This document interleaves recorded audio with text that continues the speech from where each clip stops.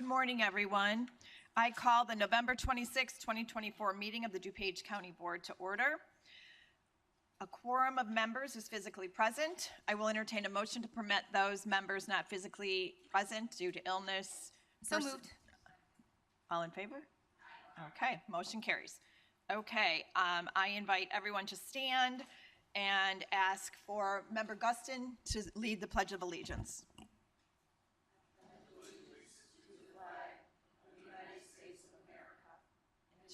Republic, which it stands, one nation, under God, indivisible, with liberty and justice for all. I now invite Dr. James Shannon, pastor of the People's Community Church in Glen Ellen, to lead us in the invocation.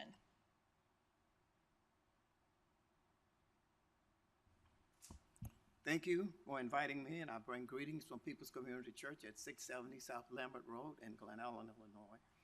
To your distinguished board and everyone that's here, I come now to ask God's blessing on this meeting. Oh, gracious God, we come once again to say thank you.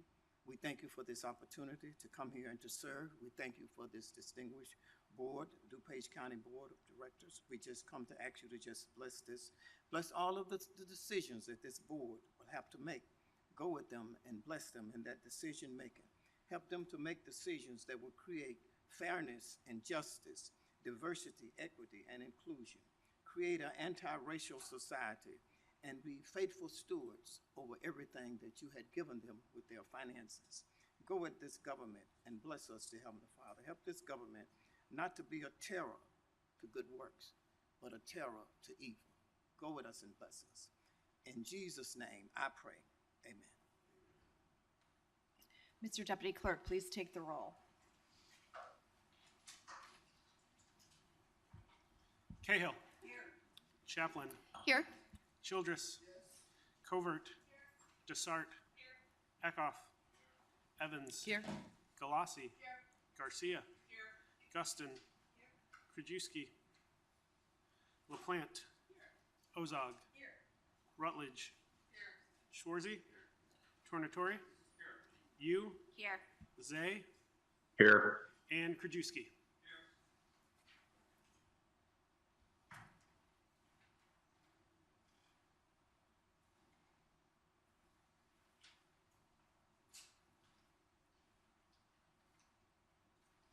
Okay, good morning. Today is a bittersweet day, so to speak, and I would like to invite Member Chaplin up to the front. Good morning. As this week is the week of Thanksgiving, it's appropriate we should begin our meeting with gratitude and some important recognitions. Today we give thanks and bid farewell to board members and 2 elected officials. First, we honor our departing board members who have demonstrated dedication to their community by serving Districts 2 and 5. I ask Member Chaplin to join me at the podium and receive her recognition. Our staff was surprised your committee lists fit on just one plaque. We were afraid we would have to add continued on the back in order to mention each of your positions on committees over the past 12 years. I think you've served every single committee throughout your tenure. Member Chaplin, thank you for your service, and thank you for being the first real Democratic voice on this board in many, many years. We have a very great balanced board now, but there was a moment when Member Chaplin stood alone. So congratulations. Okay. I'm just going to put this here for a second. Well, after an incredible 12 years on the county board, it's time for me to head 2 floors down. That's right, I'm just going to be 2 floors away. So if you're ever in need of any advice or conversation or someone just to laugh with, I won't be far away. We've had so many accomplishments over the years, too many to mention. But I think the thing that I'm most proud of is how we came together during the pandemic. how I remember Member Zay and Member Larson at the beginning were on call 24/7. We had to allocate those ARPA and CARES funds out the door. We did it quickly, and not only did we do it quickly, we did it responsibly, giving out small business grants, food insecurity, mental health, public safety, securing or improving the infrastructure here at our county. I mean, that to me is going to be the legacy of this board. Serving on this board has been a great privilege. Over the years, I've learned so much from so many of you, and I've made friendships that will carry with me forever. Member Tornatori. So you and I came on in the class of 2012, and we're the only ones here. I couldn't have asked for a better partner on this journey. I always say to my husband, he's like Samwise Genji from Lord of the Rings. Always steady, wise, and always a true gentleman, and it's just really been a pleasure to work with you. Member Grant, we can always count on you to keep us in line with following the Opens Meeting Act.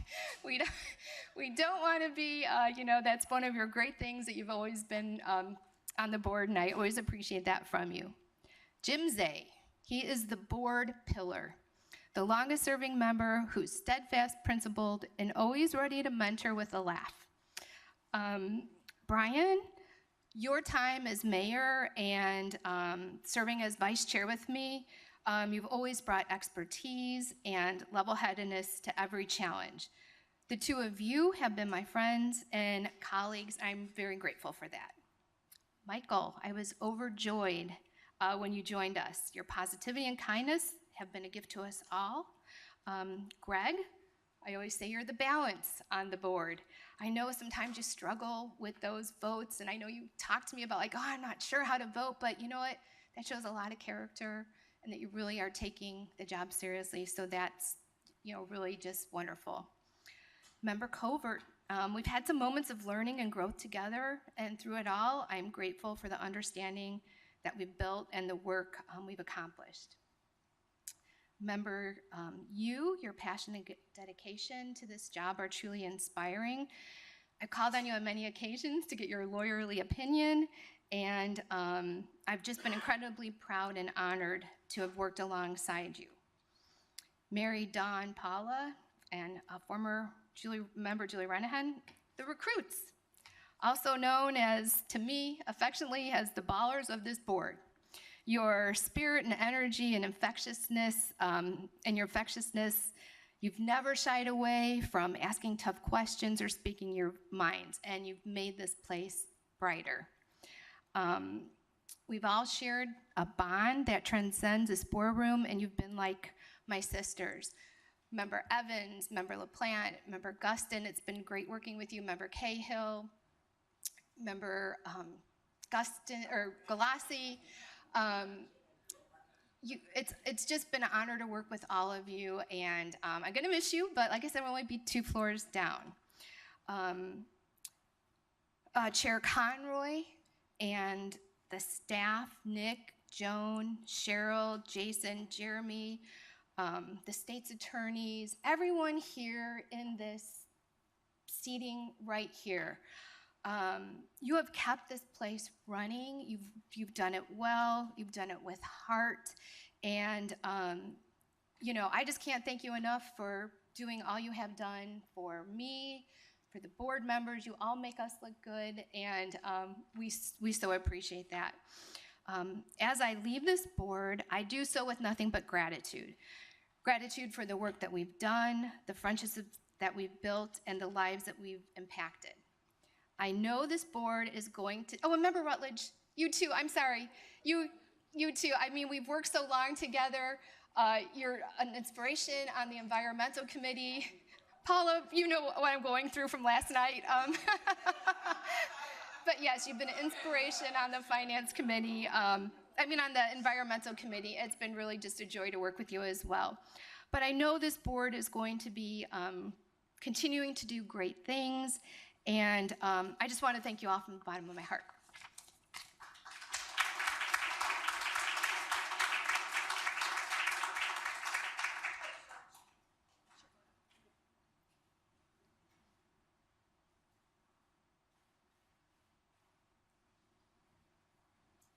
Okay, now I'd like to call up Member Guston.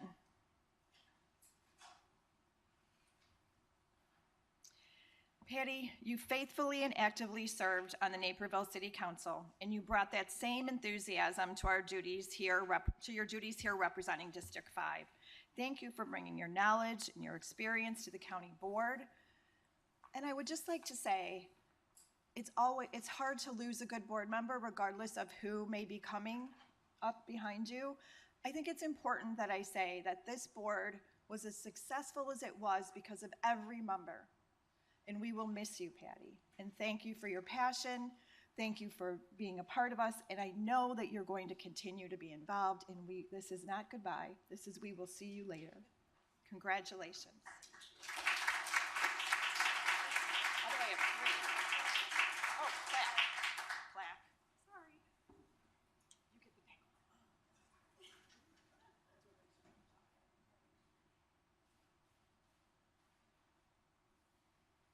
Thank you very much, Madam Chair. I am so honored to have been working with you guys. I know it was a short period of time, but I truly, truly enjoyed each and every one of you and learning about you and actually being friends. That's kind of how I roll anyway. It doesn't matter. I'm not a real political kind of girl. I'm just a local girl. I've served over 20 years between the PZC in Naperville and then on the city council for 2 terms and then here on the county board. And I've really, really been blessed. So blessed to know each and every one of you, and also blessed to be able to have a conversation with people about different initiatives, things that are going on in the community and how we can resolve them and how we can really dig our hands into it and get things fixed for our community. And we've gone through so many different trials and tribulations between COVID, and then we had riots in downtown Naperville. We had issues with our business owners not being able to keep their doors open. Same things that was happening throughout the county was happening in Naperville at that same time. So it was a real challenge, and I know you all who have been here a long time have probably never seen a challenge like that before, nor have I. And I hope we never see it again, to be quite honest with you. Of course, I'll be honest with you. But anyway, I am just so honored and privileged to have known each and every one of you. And please don't be a stranger. We have a wonderful chair here right now. So I think we're just destined to do wonderful things in DuPage County, particularly with everyone we have here, getting along, agreeing, working, having really deep conversations about all the issues. Even if they're small issues, we still talk about it. So I am really happy to be going on to my next phase of life because my daughter is pregnant again. So we have another grandbaby coming. And my husband's looking forward to retiring, so you know what that means. I'll be seeing you guys a lot more. No, but we do anticipate that we're going to start traveling too, but I won't be a stranger. And of course, I've been around a long time. The lines will show and tell. So if you ever have any questions or anything or need any help with anything, please feel free to reach out. And again, I'm so honored to be able to serve our community, our residents, our businesses, and be able to work with each and every one of you, including our staff, which I'm going to tell you right now, I learned at the city council, you're only as good as your staff. And I got to give you hands to our staff. Because without a good staff, an elected official really can't get the job done. So thank you very much, staff, and thank you, Madam Chair.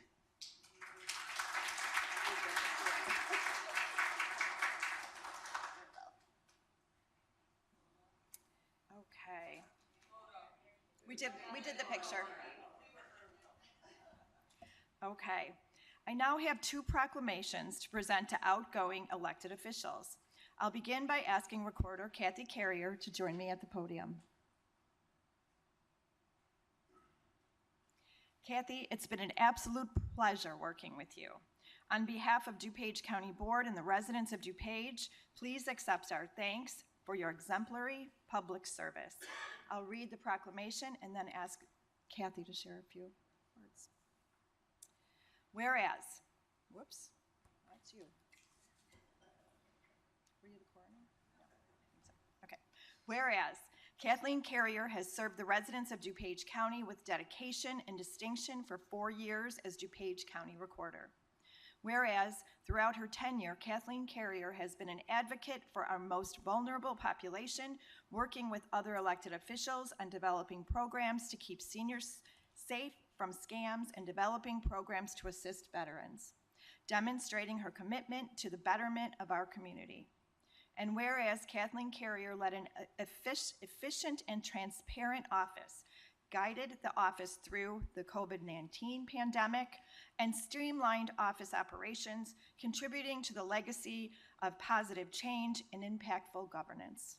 And whereas her leadership has been characterized by efficiency and fiscal responsibility, earning the respect and admiration of colleagues, constituents, and civic leaders alike. Whereas Kathleen Carrier prepares to conclude her service, we reflect on her steadfast dedication and well-being and prosperity of DuPage County and celebrate her accomplishments, which will be felt for generations to come. Whereas Kathleen Carrier will serve her last day in office on November 30th, 2024. Now, therefore, be it resolved that I, Deborah A. Conroy, Chair of the DuPage County Board, and members of the County Board do hereby extend our sincere appreciation to Kathleen Carrier for her service to the residents of DuPage County and offer her congratulations and best wishes in the future. Second. All in favor? Approved this 26th day of November 2024 in Wheaton, Illinois. And Kathy, I want to thank you for your exemplary service and your friendship.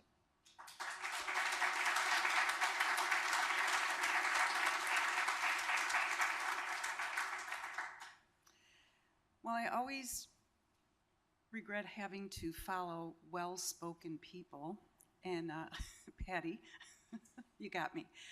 I do want to express my gratitude to the people who put me in office, the residents of DuPage County, and I really appreciated the time that I had.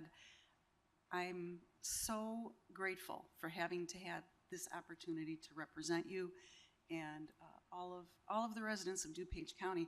And the staff really is awesome. And contrary to popular belief, I got along with the Republicans. We can do that. And I regard many of you as friends. You made some really great decisions on the board, and I cheer the great accomplishments that you've made, and look forward to being still involved. They say that when one door closes, another opens. I have no idea where that door is going to lead, but I'll be around. So I thank you so much for this opportunity, and I am really proud that I've been able to represent you.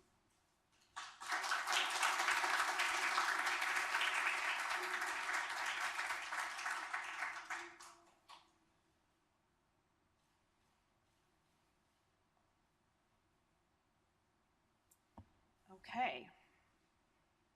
Now, Dr. Rich Jorgensen, would you please join me at the podium? And please bring your grandson and daughter and wife.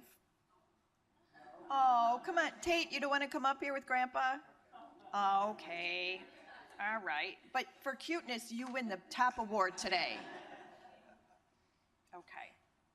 Dr. Jorgensen, it is my honor, on behalf of the board and the residents of DuPage County, to thank you for your service over the past 12 years. Yours was one of the first voices in our county and in our region to sound the alarm about the devastating heroin and opioid crisis that was taking a terrible toll on residents, especially young people. It's not possible to count the numbers of students, families, community groups, and elected officials you met to educate and collaborate with in the efforts to save lives. From your work on the Narcan Initiative to your service on the HOPE Task Force and now the DuPage Council on Strengthening the System, we are indebted to you for your expertise and professionalism. The DuPage County Coroner's Office has benefited greatly from your energy and dedication. Please allow me to read your proclamation and then share a few words.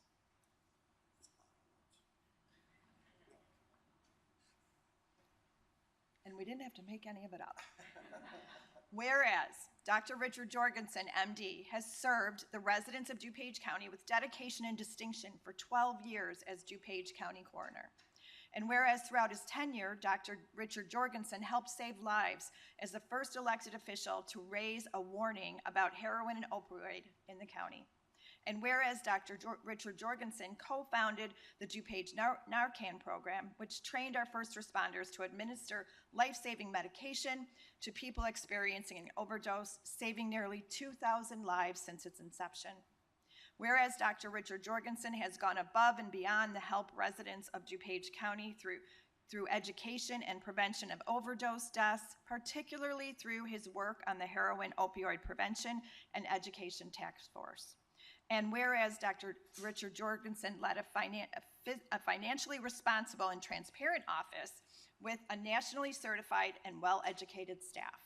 And whereas Dr. Richard Jorgensen improved working conditions in his office through implementing a program that provides pastoral and psychological support and wellness program for his staff.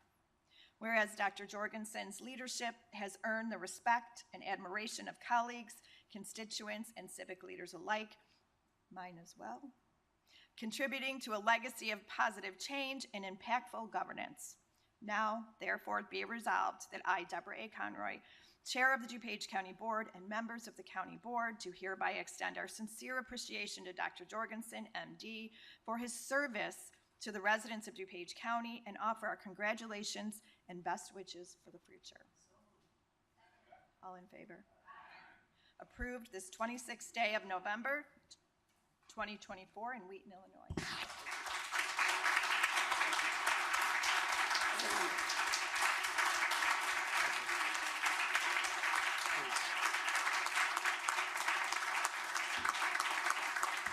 Thank you. Come on. Making it hard. Thank you. Thank you. I appreciate that. I kind of prepared a speech, and you used my whole speech. But I just wanted to leave a kind of state of the coroner's office with you, and let you know it has been a pleasure to be here and be the coroner for the county and work with this board for the past 12 years. And I am tremendously proud of our achievements. The coroner's office that I leave this week is respected as one of the best in the state. We leave fully staffed with proficient administrative personnel and a roster of dedicated deputies trained to the highest national standards and experienced in facing the rigors of the coroner's office and to complete death investigations. It's a very difficult job. Our staff also includes one of the only board-certified forensic pathologists in the state. I would like to thank this board and all the past boards for supporting me as we develop this state-of-the-art office. As you pointed out, we have been a leader in the opioid crisis in the state. But we had the funding to do that. We had the funding to get the highest quality national standard toxicology test. So we were able to see and anticipate the drug trends and changes. For example, when heroin was replaced by fentanyl, there were lots of offices who had no idea that that was going on because they didn't have the funds to do the proper testing, and I did, and I thank you for that. So the office is fiscally sound. I leave a healthy budget and a significant contingency fund to enable this office to handle future emergencies. As I said to Tim Harbaugh, the facilities here are amazing. We have been fully modernized on my watch. We have all new up-to-date HVAC system, new floors, windows, and x-ray machines. These upgrades provide a healthy workplace to address a potential cross-contamination from future pandemics, et cetera. It is now a healthy and safe environment for our staff who handle 7,000 cases annually. Deputy safety has always been very important, and therefore, during my term, all the coroner vehicles have been replaced with Ford police interceptors, so when our deputies are in the field, they're as safe as possible. We also have a fenced, secured area with a new parking lot for the protection of all of our personnel and for the dignified transfer of the deceased. As noted, during my tenure, the office has been a statewide leader in addressing the opioid crisis. But we didn't do this alone. I would like to publicly thank the DuPage County Health Department, who is unbelievable, and the DuPage Chief of Police Association for our 12 years of collaboration on the DuPage Narcan project. As you said, during this time, we have trained 7,000 people in the use of Narcan, and we've saved 2,000 lives. So in my final review of the overdose deaths, which I always do for the board, I am encouraged to report that we have achieved another marked decrease in the number of overdoses. Based on the data from the first 3 quarters of 2024, I project that we will have less than 90 overdose deaths this year. 90 deaths is still too many, but it is a significant decrease compared to 114 from last year and 150 from the year before. And this is the first time we will be under 100 since 2019, and this is a positive trend for 2 years. I believe this is due to years of dedication, showing awareness, information, treatment, and education in the community. I'm grateful to all the individuals, agencies, departments, and boards who have contributed in this work, and I thank you for all that you have done. Once again, I thank you for the honor of having been the coroner, and I wish you all well. Thank you.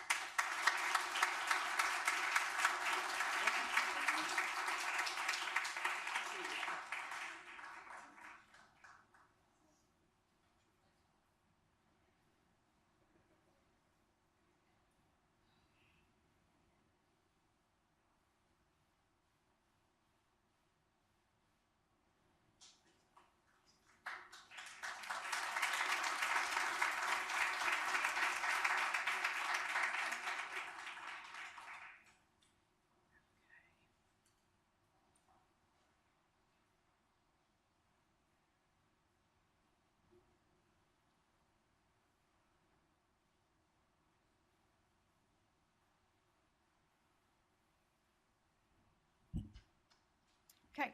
On the matter of public comment, according to our county board rules, members of the public shall be afforded time to address the board. Individual remarks shall not exceed 3 minutes. Our first speaker is Mrs. Rugg.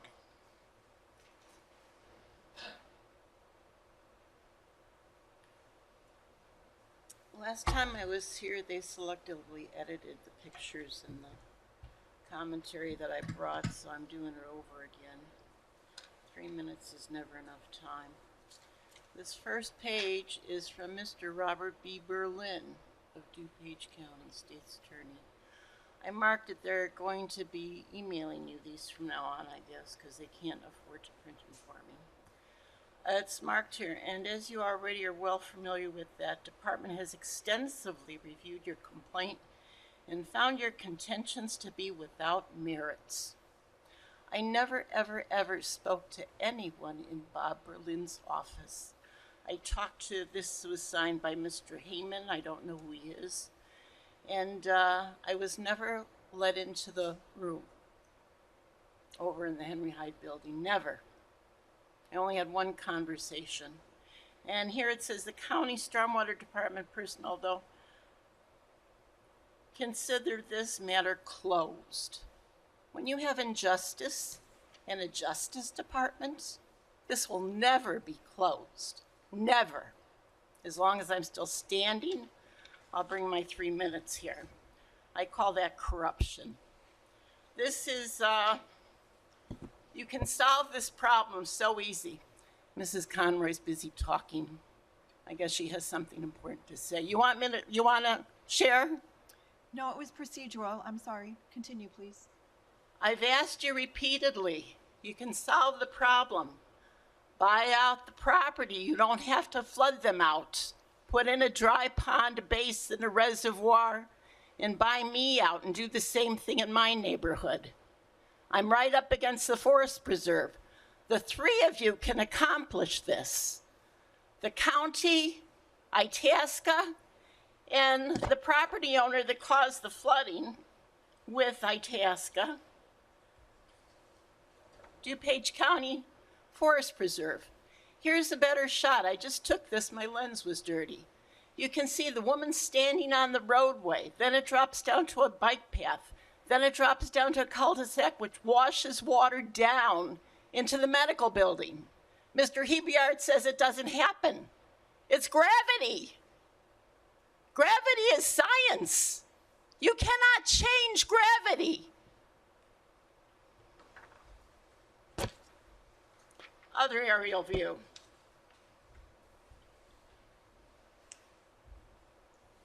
I repeatedly told you I'm not the only person being treated like this in Itasca. This is a swimming pool on the north side of town. They let a builder elevate the building so high that it flooded out their pool with mud. And I've showed you this before, time and Mrs. time, Rogge, 10 your 3 years. minutes have I'm not out of expired. time. Would Let you me please read wrap up this. your- This is a statement right here. May 3rd, 30th.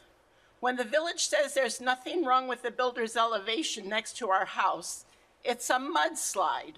The last picture was my pool yesterday, and it shows it all full of mud, thanks to Itasca Mrs. and their Rugg, your 3 minutes has engineers. expired. Could you I'm please wrap up going, your I'm comments? going. Flat land.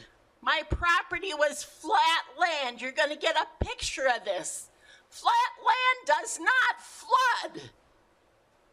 Stop the corruption. I'm coming back until I'm dead. I keep on saying that. I'll see you in 2 weeks. When you're having your Thanksgiving dinner and you say your grace, you can think of me and my husband. 10 years of this. Call FEMA. Call everybody. Call the DNR. Call the state of Illinois. Call ethics. I'm tired of coming here.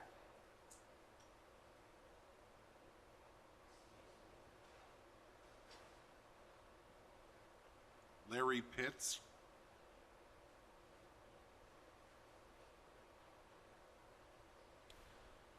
Good morning.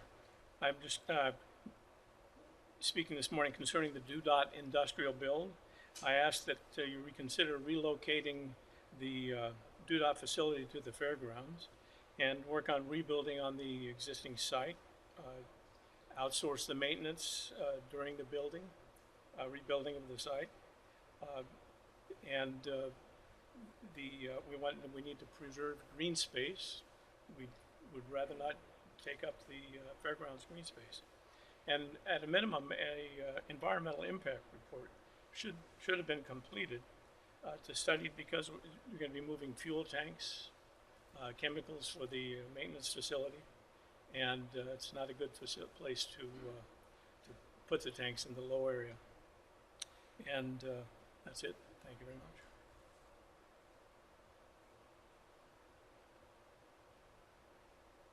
George Berlin.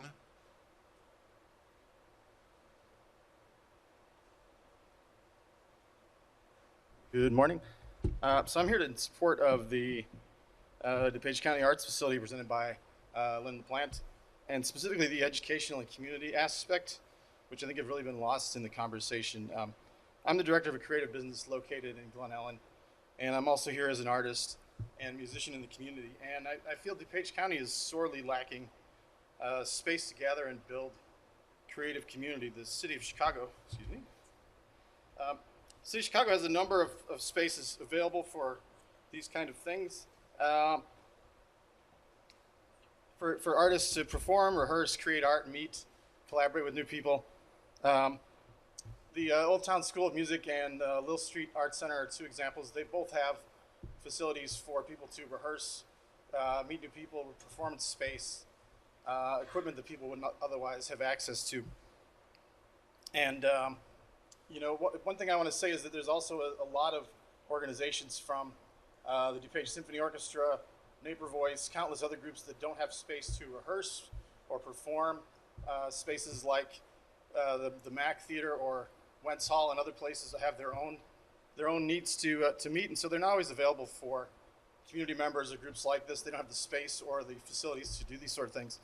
So I'd just like to say that the residents of DuPage County enjoy the arts all year long through concerts, art shows, other performances, and the creative community here needs somewhere to thrive and grow at a space that's their own.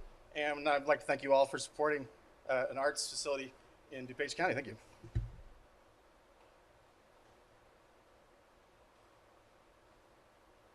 Yetta Kolpak.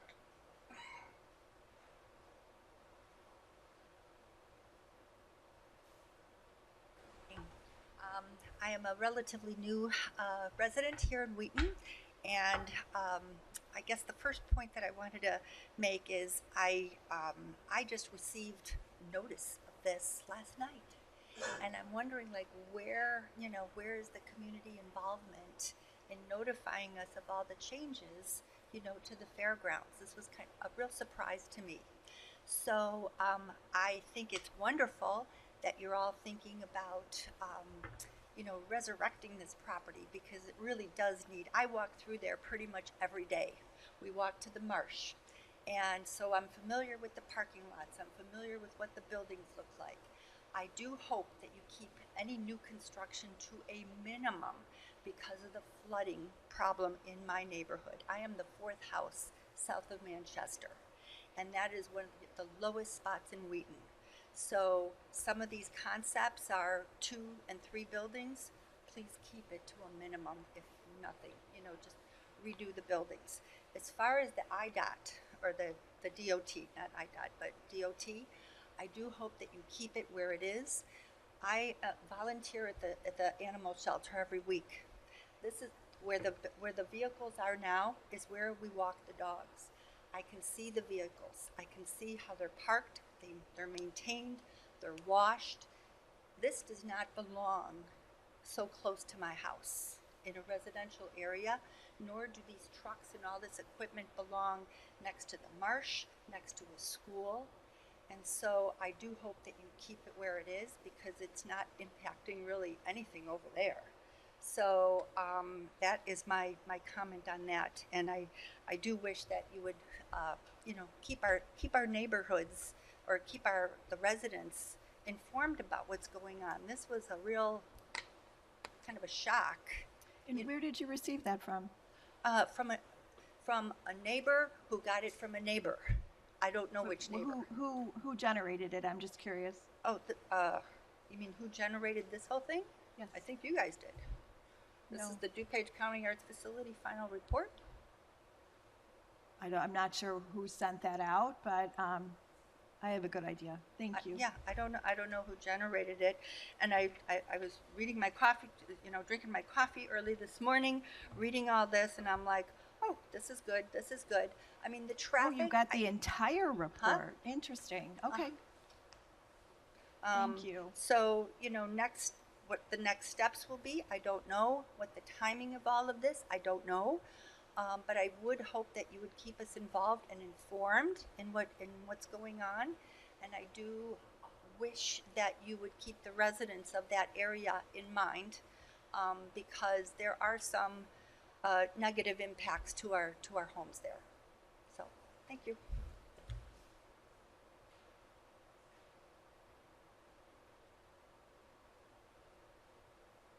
Bonnie Paganis.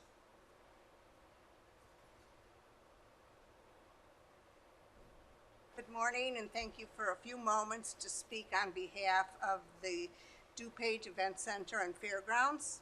I'm Bonnie Paganis. I'm the current president of the board of directors, and I think most of you know us for the county fair that we put on annually, and that's where we're able to achieve our mission of supporting agriculture and teaching the importance of agriculture in a time when family farms are vanishing and the county is more urbanized. But much more than that, we're a vibrant community center. We're a place where the community gathers. And we've handed out a one-pager, I hope that you all got it, that just highlights a few of our achievements in 2024 that you may be unaware of. Thank you. And Jim McGuire will tell you more about it.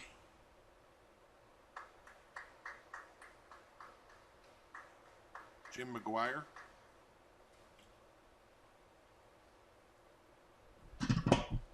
Good morning. Jim McGuire speaking on behalf of the DuPage Event Center and Fairgrounds, the place where community gathers. Thank you, Chair Conroy and members of the County Board for the opportunity to speak on behalf of the DuPage County Fair Association. It is important for the community that we continue to partner with you. I hope all of you enjoyed some of the apples and honeys that we dropped off a few weeks ago. That was an invitation for you to come over and to learn more about what we do on the grounds year-round. The invitation remains open. Those products were some of the harvest from the north end of the grounds that is under consideration today. This area became home to the development of our community gardens, orchard, vineyard, berry hill, butterfly, pollinator gardens, and beehives. These improvements led to a partnership with Garden Works that many of you are familiar with. Our gardens and combined efforts with Garden Works produced over 1,000 pounds of fresh produce for local food pantries and provided the opportunity for many others to learn how to grow their own. This space is a very vibrant educational area for the grounds. Other improvements to the Market Square Horseshoe Building, the electrical grid, lighting, water distribution were done to create an outdoor event space. Those improvements led to attracting Eid Fest, India Fest, Rib Fest, most recently Highland Games, and many others. The space also has worked great for hosting run walks, attracting the American Heart Association, NAMI DuPage, and PanCan. That's Pancreatic Cancer Walk. Many neighbors, county employees, and visitors take advantage of the open green space and park setting to enjoy walks or picnics. The infrastructure in place also helped in the response to the COVID testing. Having a large blank canvas that can quickly be transformed to meet emergency needs is an important community asset. This year, 2024, we hosted over 100 unique events on the fairgrounds. We welcomed over 327,660 visitors. That's more than double what was projected in the Performing Arts project last week. Those visitors have a huge economic impact on area hotels, restaurants, and local businesses. The North End was completely or partially responsible for about 65% of our annual income last year. It's quite a bit. That is a major concern for the association. The Fair Association supports 4-H, Farm Bureau, Cub Scouts, Boy Scouts. Many area nonprofits hold their back-to-school fairs and Christmas sharing programs on the grounds.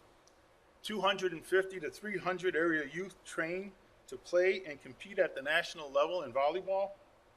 300 or so more youth compete in the Junior Olympic Archery Mr. Development McGuire, Tournaments. Your 3 minutes is up.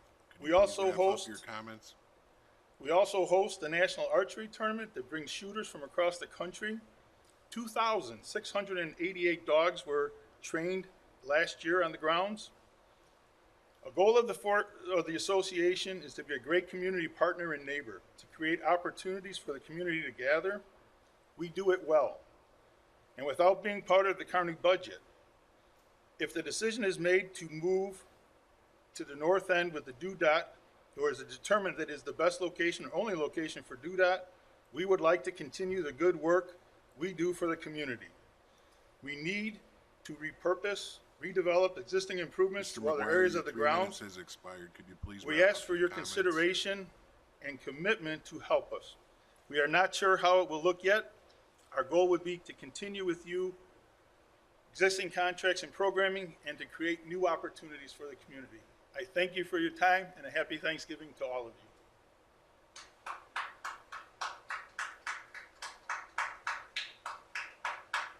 Lynn Moore.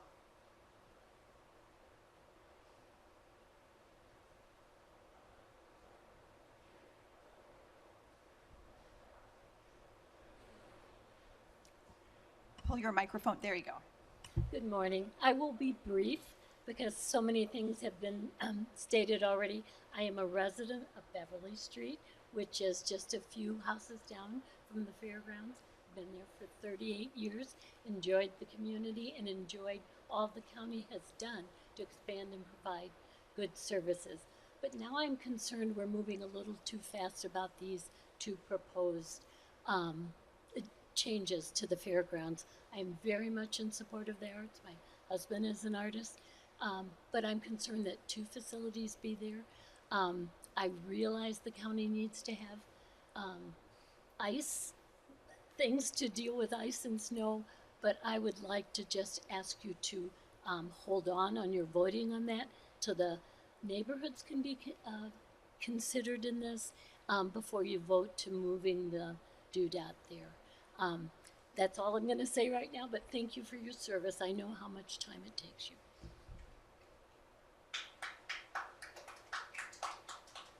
Jacqueline Casaza.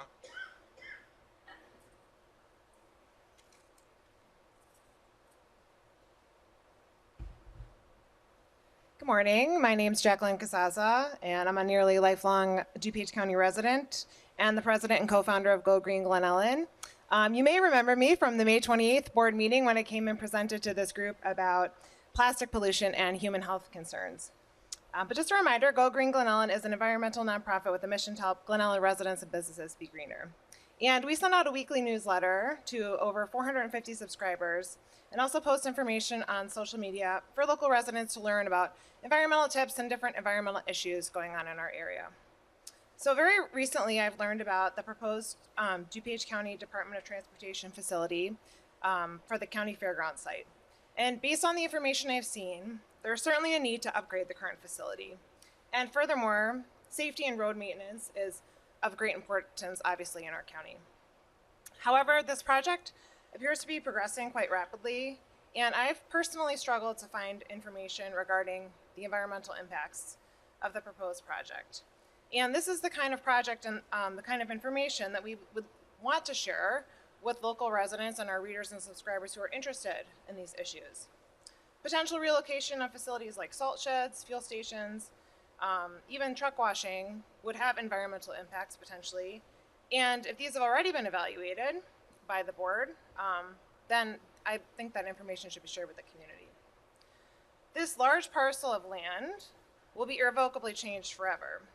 And we know the space is underutilized, but broader thinking needs to be had about how it could best meet DuPage County resident needs, whether that's for an art facility, a maintenance hub, both, or something else. It's just a huge piece of land.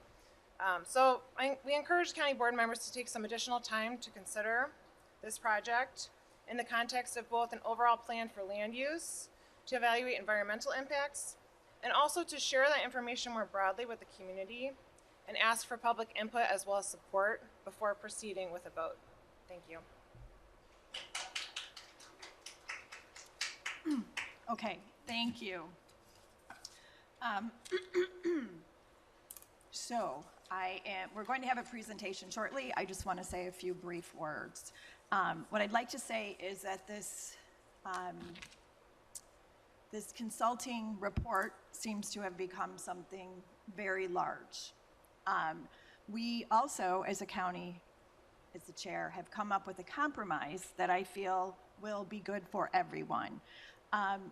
We today will have a presentation on the DuDOT building, and I want you to keep in mind we are not currently voting on any art center of any size at all. It is not on the agenda. It's not on a future agenda.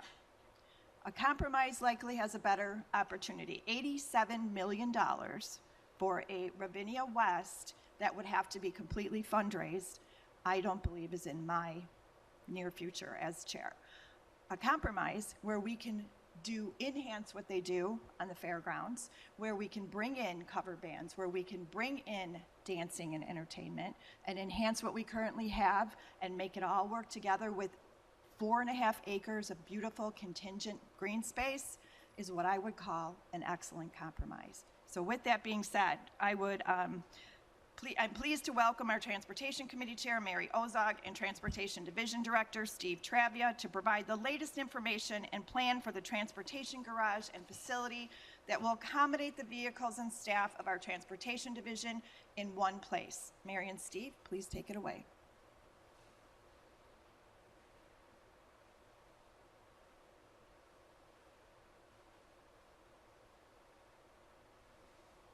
There we go. Okay.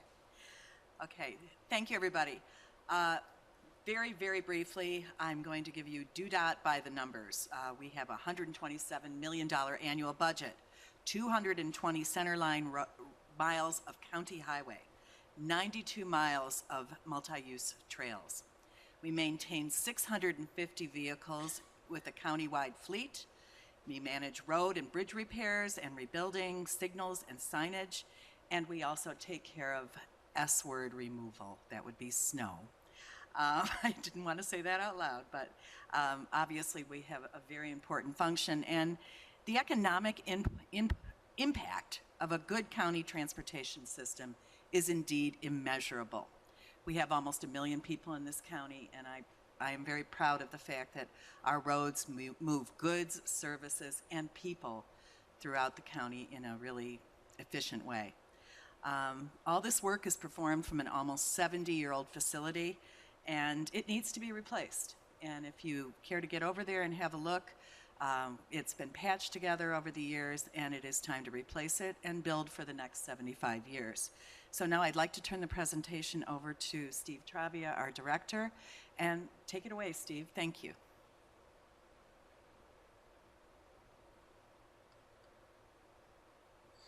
All right, good morning, everybody. I'd like to provide, as Chair Ozog said, I'd like to provide an update on our efforts to replace the existing maintenance facility at DOT. Our existing building, 140 on the western campus, is nearly 70 years old. Beyond its useful life, no longer meets the needs of the county DOT and needs to be replaced. As some of you may recall, we last presented this project about a year ago to a joint meeting of Public Works and the Transportation Committees. So I'd like to start by kind of reminding everybody where we were at that point with the state of the 140 garage. So the existing building sits tightly in the southwest corner of the western campus. The total area available for the 140 garage, the fleet maintenance building, staff parking, storage of salt, equipment, and materials is approximately 8.5 acres. The 140 building is currently about 58,000 square feet, houses the vehicle storage and our operations staff. The existing building footprint is over 2.5 times too small for current and future operations.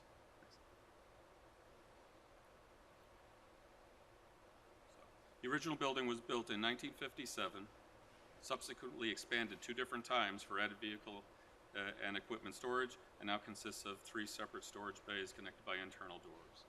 And I think we can go to the next slide. There you go. The building has exceeded its useful life. The building systems are outdated. Much like the 421 building, it has HVAC systems that have to be replaced. In the case of the original office space, may not even work. And like other buildings of its age, to no surprise, we have a significant presence of asbestos. The roofs and the windows are in need of replacement. Next slide. The first consideration was to rebuild the DOT maintenance facility somewhere on the western campus. It was determined that the building of approximately 160,000 square feet was needed for today and the foreseeable future's proper operation. As can be seen on this slide, this is one example of how that new footprint would have to squeeze onto that property. The new building is over 100,000 square feet larger than the existing building.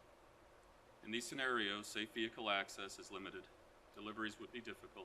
The aging salt domes, fuel stations would be forced to remain in place, and there'd be no room for the needed wash bay for the DUDOT equipment.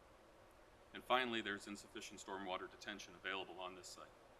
All in all, the site's more than 1.5 acres too small at the minimum, and the ideal site could be as much as another 3 acres larger for a total of 13 acres. The search for a centrally located open space large enough for these operations, preferably along a DuPage County highway, but certainly along a larger collector or principal arterial roadway, was done by the County Building and Zoning Department across the county, and then again focusing on a roughly 3-mile radius from the existing campus. One example of properties reviewed is open space near North Avenue, St. Charles, and County Farm Roads, about 2 miles north of here. Ultimately, this and other sites were dismissed. The reasons included other development needs of the communities, unwilling sellers, or purchased by third parties. The DOT put together these 7 guiding principles to help us navigate the process of delivering the right project. We wanted to maximize our under-roof storage, improve the site flow circulation for efficiency and safety, upgrade the mechanical, electrical, and the plumbing, maintain continuous operations throughout construction, especially during snow and ice season, consider possible green initiatives like solar, and co-locate the DOT administrative staff with the maintenance staff into one facility. So, after being unable to move the site to other vacant land, we were left with an option of considering the fairgrounds property. We considered multiple designs to minimize our impact on the footprint size to achieve a facility the county needs for operations while preserving and improving the fairgrounds. This aerial photo shows the fairgrounds. North is up, the railroad is at the top of the screen, the existing 509 parking garage and the pond are to the left, and Manchester Road is at the bottom. Yes? The estimated cost of construction on this site is between $73 million and $82 million.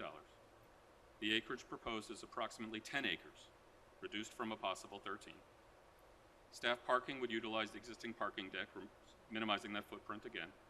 The access road to the north by the train tracks would be improved. As part of coordination with the Fairgrounds Association, a proposed new green space is of at least 4.45 acres would be created to mitigate the loss of any open space. Timing of initial construction would occur after the 2025 fair.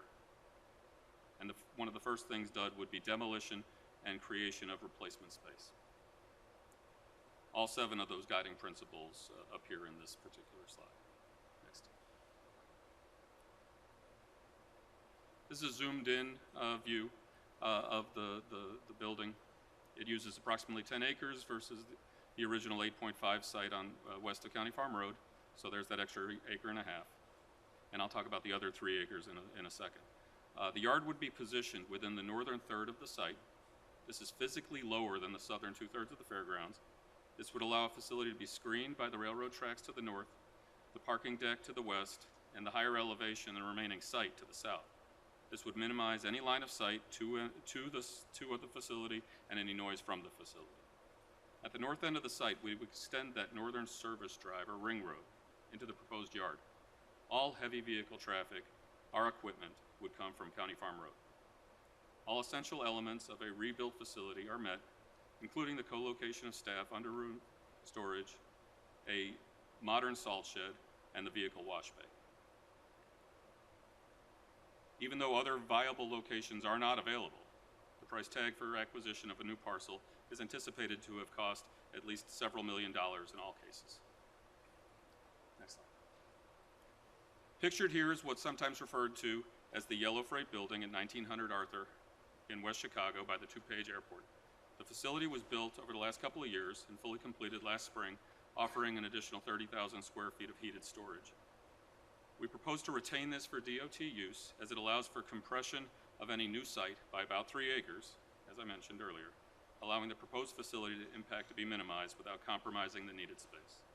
It would house summer equipment in the winter equipment in the summer, and additionally provides continuity of operations for communications, security, severe weather, or any other emergent event by having a separate standalone facility from the primary site.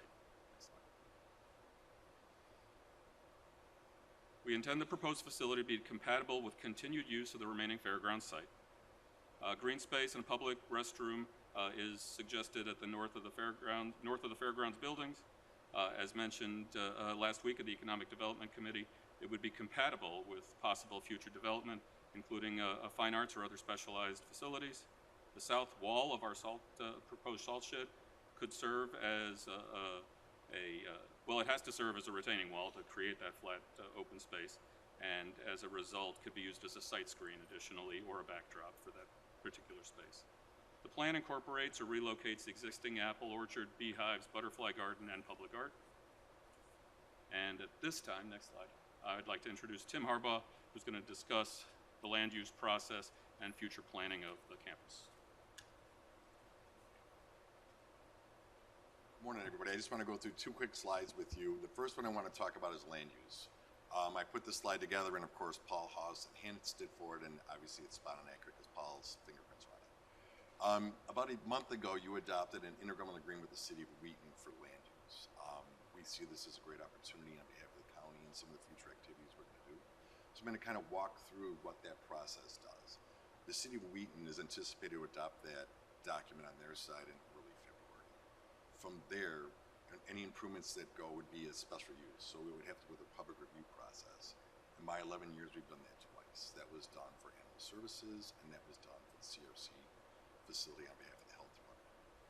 The application has to be developed. All of the information doesn't exist right now. In order to submit the application, further design needs to be done to have all those pieces put together, to have everything that needs to be submitted. It would actually be submitted to your zoning department under Jim Strand's department. Then the Zoning Board of Appeals would follow their process. They would have public comment. They would do notification to all residents that surround the area. They would then hold the public hearings that are required for this. They would then develop a finding of fact. That finding of fact would go to your development committee for a vote. From there, that information would be compiled and it would be submitted to the City of Wheaton. The City of Wheaton would then make the final decision on this with any special conditions they wanted to impose on the property. So from a land use perspective, similar to animal services, CRC, those pieces have to be put together by an architect, by the civil engineers, particularly those are the two entities that do it. They're compiled and then it's, so that's from a land use perspective, those are the processes that would have to go through if it is your decision to move forward on this. So from there, next slide, please. I want to just go briefly with storage and with master plan. The southwest corner of the campus is probably, I've spent more time on that area along with stormwater than any other area. Between animal services, stormwater, some of the work that's done there. We did a master plan on this in 2020. We have looked closely about every other year. We evaluate all the storage needs for the county.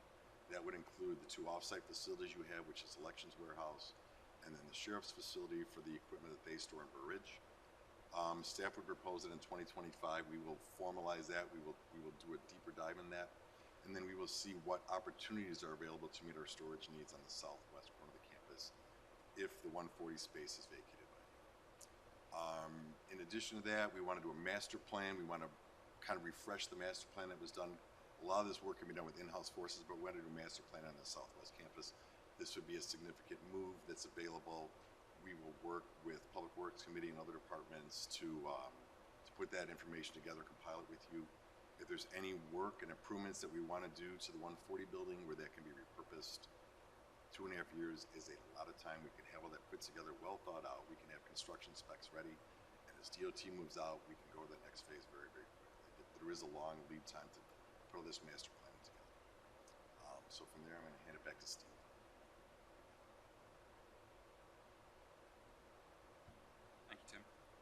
So as I mentioned earlier, the estimated cost is $73 million on the low end, with contingency and possible escalation of $9 million. As you can see here, we're looking at about $82 million on the high end. The Department of Transportation has budgeted $25 million in FY25, $20 million in FY26, $15 million in FY27. This leaves our DOT shortfall about $22 million in FY28, depending on the low bid of the contract. So we're suggesting a couple of options here for consideration in the future. First, a 0% interest from general funds that would be repaid by DOT to the county at about $2.75 million annually over 8 fiscal years, fiscal year 29 through 36. Or potentially the DOT could secure a bank loan. We assumed a 4% interest for the sake of the conversation, and that would be repaid at about $3.25 million per year over the same 8 fiscal years. Next slide. So finally, this is our anticipated timeline. This December, if approved via County Board resolution for the land use shown and for the financing, then in spring of 2025, the County Board would award construction inspection contracts. Later that summer, the project could go out for bid. In the fall, we would award construction, and then after the county fair, we would begin earthwork and construction of that new green space or something similar. Winter of 2025, advanced work like utilities and the access road would occur. In spring of 26, mass excavation and concrete work and other construction gets in full swing. And then 2028 is the anticipated completion date, and DOT would move entirely into the new facility. I think that's the end of this. Okay, I know we're going to have questions. Before we begin questions, please keep in mind that we are statutorily required as a county to maintain our roads, so that's very important. And perhaps as a board, we can shift from Ravinia West to Salt Shed West. and we can all kind of work toward making everybody happy. So that's my goal. And I would call on Member Eckhoff first. It's been done before. Can you, and I'm gonna open my questions up to not just you, but anybody that I've talked to, like Nick or about this, but what's gonna go in this new facility? So the new facility would be entirely containing DOT. So all of our equipment, so the 46 snow and ice trucks, all the other equipment, minus the summer stuff that would be at Yellow Freight still. In addition to that, we've already co-locate all of our maintenance staff. Mike and all of his folks work out of the 140 building.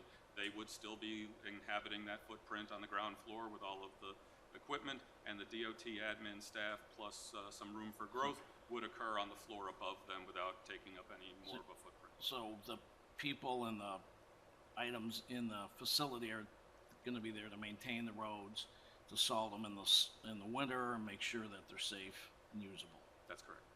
And then I know that I've talked to staff a number of times and I looked at different options, but you or staff has looked at other places as far away as North Avenue, and can you go over that? Do you know how many different locations? Yeah, yes. We've looked at, Building and Zoning did a countywide study, and then at our request refined that a little more to a 3-mile radius. In that search, we came up with about half a dozen or 7 locations that were worth considering. And as I mentioned earlier, all of them had some fatal flaw or another, usually an unwilling seller or a municipality that wasn't interested. And in the event somebody, I think you had mentioned, was willing to sell, that would cost multiple millions of taxpayer dollars to acquire. That's correct. We looked, for instance, that site up off of North Avenue that I mentioned. That was looked at, and I'd say just, we don't have a price, but it's going to be a few $1 million at a minimum. And we've heard numbers as high as 10. And we've also looked, there's land to the west. There's 3 houses to the west of the property. And it's my understanding staff looked at that, but the property is primarily wetlands, it's not usable, and the additional land that we could acquire by acquiring those 3 houses would not be sufficient to put in the project. That's correct. And then also, if we tried to roll construction of this facility out by taking out portions of it over maybe 2 or 3 years to put in the new facility, there's still not enough room to put in everything there, even if we took everything incrementally. Yeah, you're asking about trying to fit in the existing space on like one a floor? rolling construction period over 3 years. Okay, yeah, so the new facility is gonna take a couple of years to build, for sure. Part of the one advantage of having 140 under our control right now is we can continue to do everything we do while construction occurs. Extending construction timelines costs more money. And you mentioned on one of your slides that the traffic for the new facility is all gonna be run out the back door and run parallel to the train tracks and exit out onto County Farm Road. That's correct. So it's not gonna come out Manchester, it's not gonna in any way impact the residential area. That's correct. Which is where I live, right across the street there. So that should be the same as the trucks running out of the current facility that run on the county farm. Yeah, they would access our highway, County Farm Road. And then,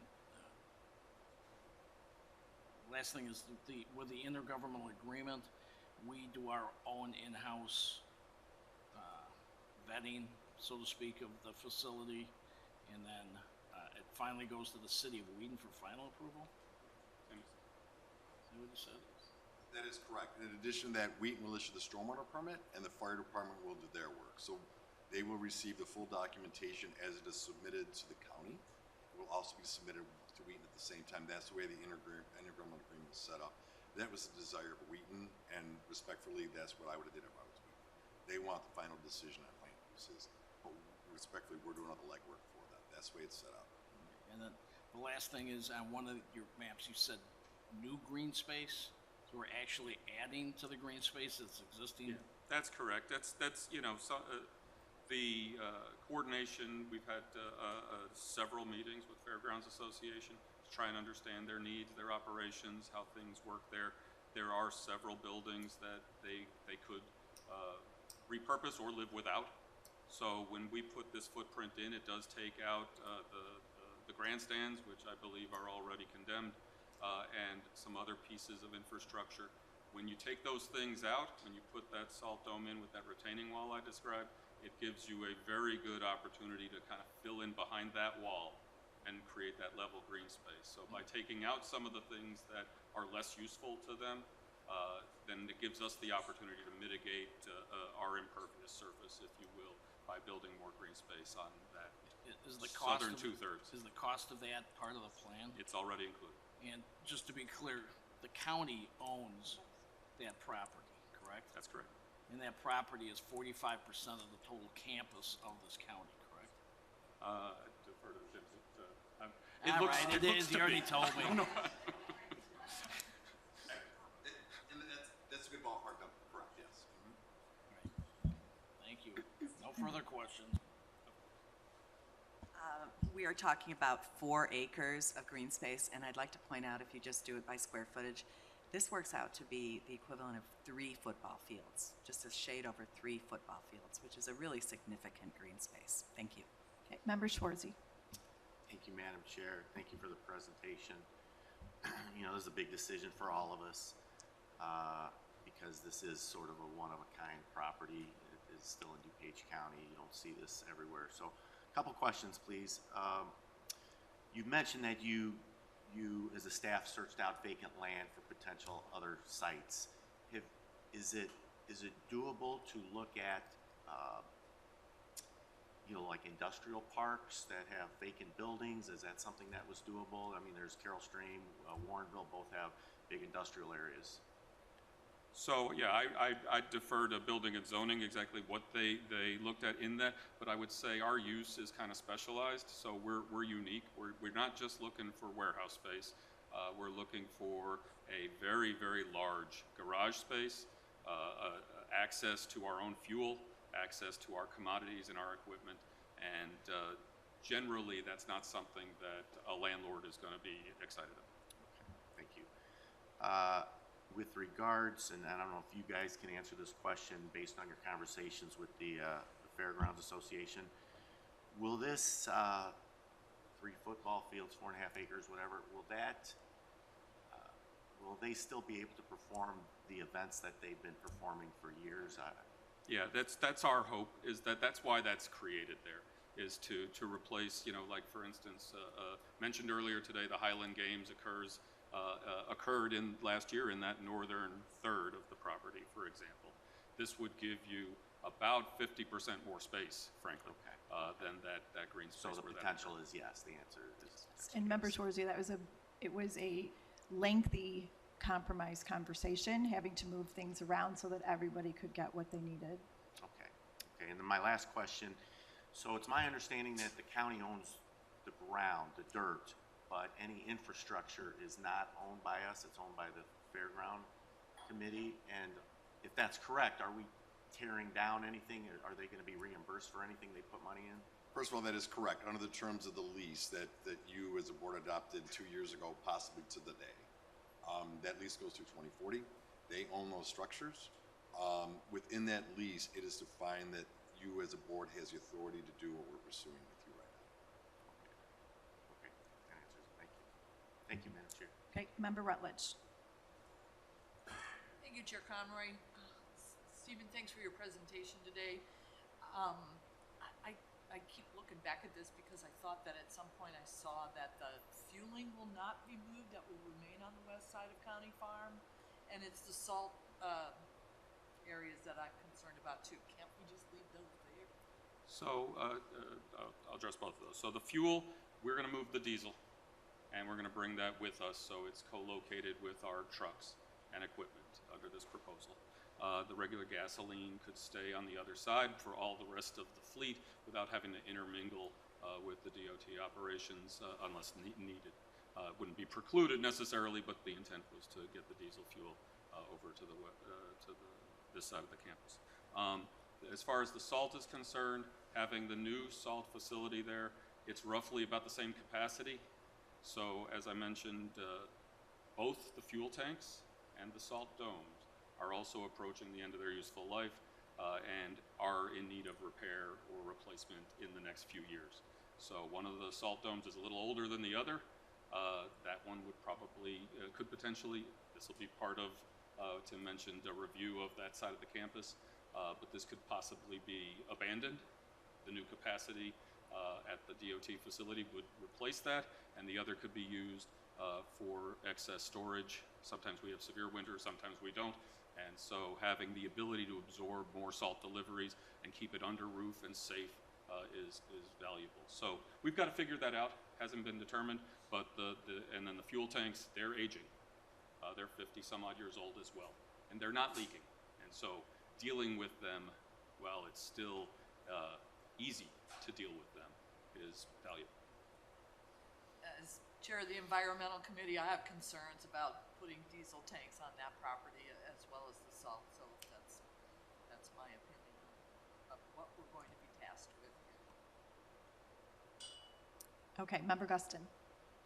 Thank you, Madam Chair. Thank you very much for the presentation. Very in-depth, very informative, and thank you for working together with our economic development group and concert venue, and obviously the facility that we need. Our basic services for the county is exactly what this facility will provide, which is our salt and our equipment and our plows and everything else, that's what we're assigned to do, is to make sure things are safe and that type of thing. My question is, with respect to the infrastructure and the equipment within the building, we talked about the bill or the budget being $73 million to $82 million. Does that include any infrastructure internally in the building that would be required? Because now it's a new building, you're gonna look at solar panels, maybe you'll look at geothermal, kind of water system. I don't know what it will develop into. And then, so what the cost of that equipment is, have you considered that? Yes, the price tag includes a fully functional facility. So that's all the infrastructure within the building. The other thing, we were talking about different sites potentially of doing something like this. Now, on I-88, Napier Boulevard and Ferry, there's a corner there. Just right next to the 88 corridor there, there is an Illinois State Department Public Works building there, and they hold their salt and their trucks, and I know they were selling it or they were gonna move it further on down 88, and maybe you're not privy to that. And then there's a parcel of land just adjacent to it, like really adjacent to it, that is also on the market. And maybe you guys have already looked at that. Maybe IDOT has changed their mind as to what they're doing at that site, but I thought I'd throw it out there. Turn it over to Great, thanks. So the tollway, it's I-88, right? So it's the tollway. Correct, sorry. They currently have a moratorium on any sale of any property. They're going through a 3-year property consolidation study to understand all the toll plazas that they've eliminated, right, as they go to open road tolling.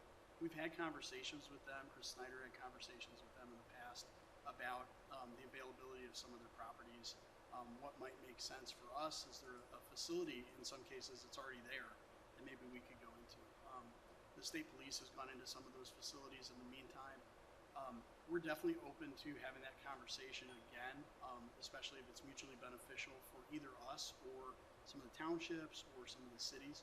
The biggest issue we found and to Member Schwarz's question earlier as well, as we talk to some of these potential sites, is if they're in an incorporated municipality, we're non-taxable, right? And so we become a tax-free user of that site, and that's not something that the zoning folks and the development folks of the communities really want to entertain. And so that's where we find it really challenging with some of those open parcels that look like they'd be great sites. We just don't get the zoning that we need and the support that we need, and legitimately so, because they need to support their tax base. Well, and I'm thinking that one particular parcel is isolated all on its own, right? Tollway 88's right there, and then you have Warrenville Road, and it's a very different parcel that would potentially accommodate this, because there's no residential at all that property touches. Once the development is done, though, the new public works construction is completed, how many years of use, like, what do you think the long-term effect is going to be? Is it going to be good for 50 years, 100 years? What do you guys anticipate?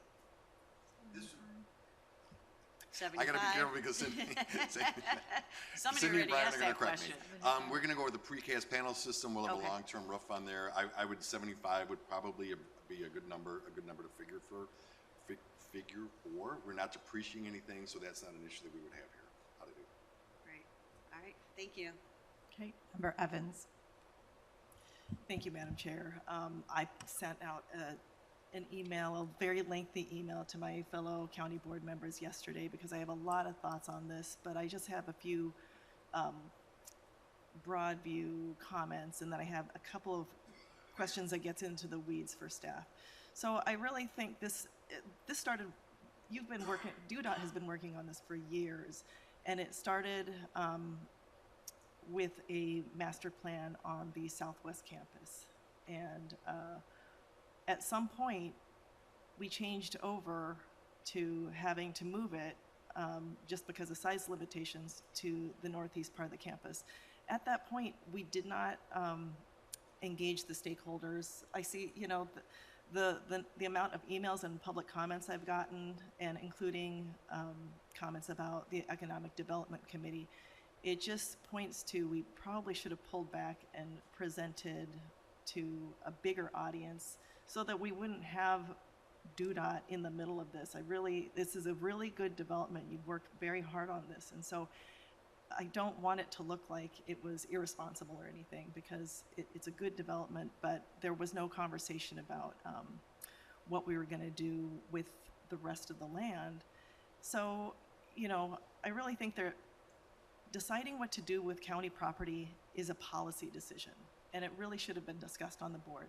So I think it sounds like we're in a rush to get things done, and I would like to maybe slow things down, but it sounds like it's really a bad idea to do it.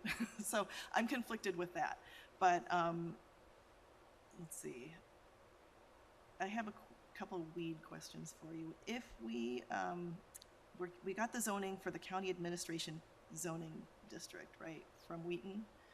So if we do a fine arts facility on that area, is that allowed under that zoning? Yeah. If I could ask IT, I believe Paul Haas is present, and his answer would be much more accurate than mine. Because I'm not sure on that answer. I'm not sure special uses. He's on remote. Okay, Paul, are you on remote?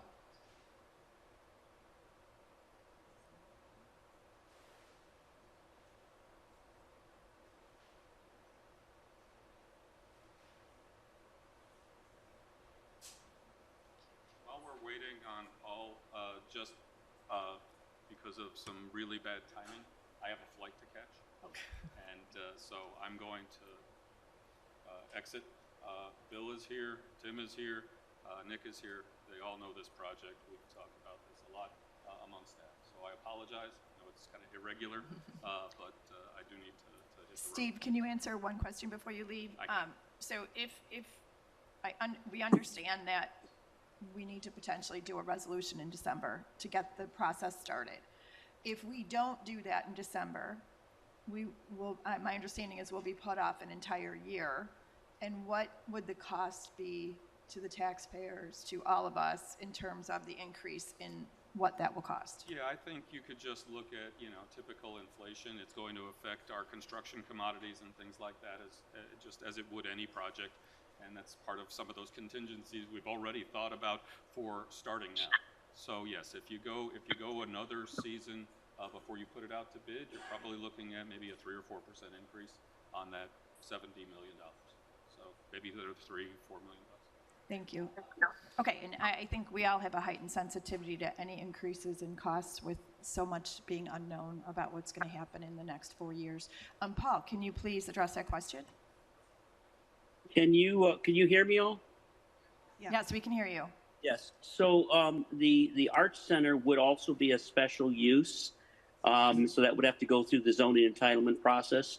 To be clear, while the county and the city of Wheaton have executed the IGAs, the city of Wheaton has not yet held the public hearing to establish the county administration zoning district in the city of Wheaton.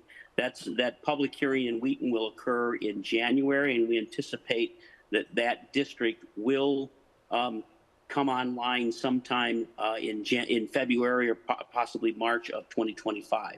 When it does, the proceeding that Tim outlined in terms of going through the county zoning process will be available to the county, but that district has not been created yet. If it is created, then the Arts Center would also be a special use, similar to the special use requirement that the DOT facility would have to go through. But then that could be decided by the county, or would it have to be decided by Wheaton? Well, to be clear, once again, once the district is created, that district, along with the IGA, transfers the processes to the county, but ultimate decision on the zoning entitlement would have to be approved by the city of Wheaton. The county would hold the Zoning Board of Appeals public hearing. The County Zoning Board of Appeals would make findings of fact and recommendation to the County Development Committee. The County Development Committee would make recommendations and findings of fact, and that package would then be sent to the city of Wheaton, and the city of Wheaton City Council would have the final decision on the special use, whether it be for the DOT facility or whether it be for the arts facility. Okay, thank you. So it's not like closed. It doesn't close off our options. Okay, thank you, Paul. The only other issue I have is there's a phase 1 and a phase 2. So I guess what is the timeline? If we adopt this resolution, then we will be able to complete phase 1 because it's not done yet, correct? Sorry, I didn't quite hear the last part So of I'm your talking question. about phase 1 and phase 2. We have to wait to adopt the resolution before we can complete phase 1. Is that correct? So I think when we talk about phase 1 and phase 2, it might be a little confusing, but essentially we've gone through a concept development plan for what it might look like at the fairgrounds site. But we have already done a lot of the initial architectural work for the original site and trying to establish whether we could fit the building there or not. So there's a certain amount of architecture work that's already been done, and then there's this siting work that's been done.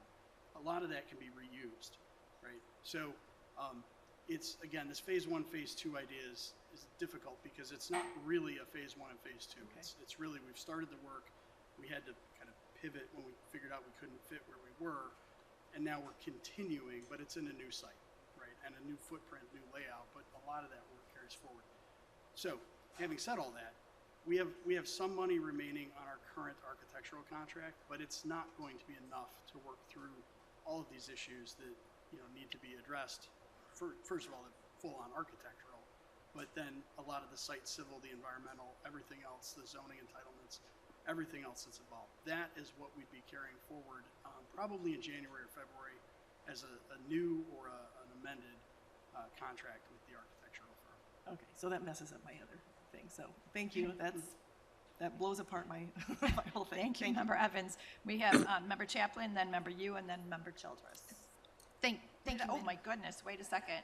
Cahill, wow, I skipped you like 3 times. My apologies, Cahill. Okay, thank you. Most of my questions have been answered, so that's what's good about going later. But I did want to go over the financing again. So is there any way you can pull up that slide on the financing?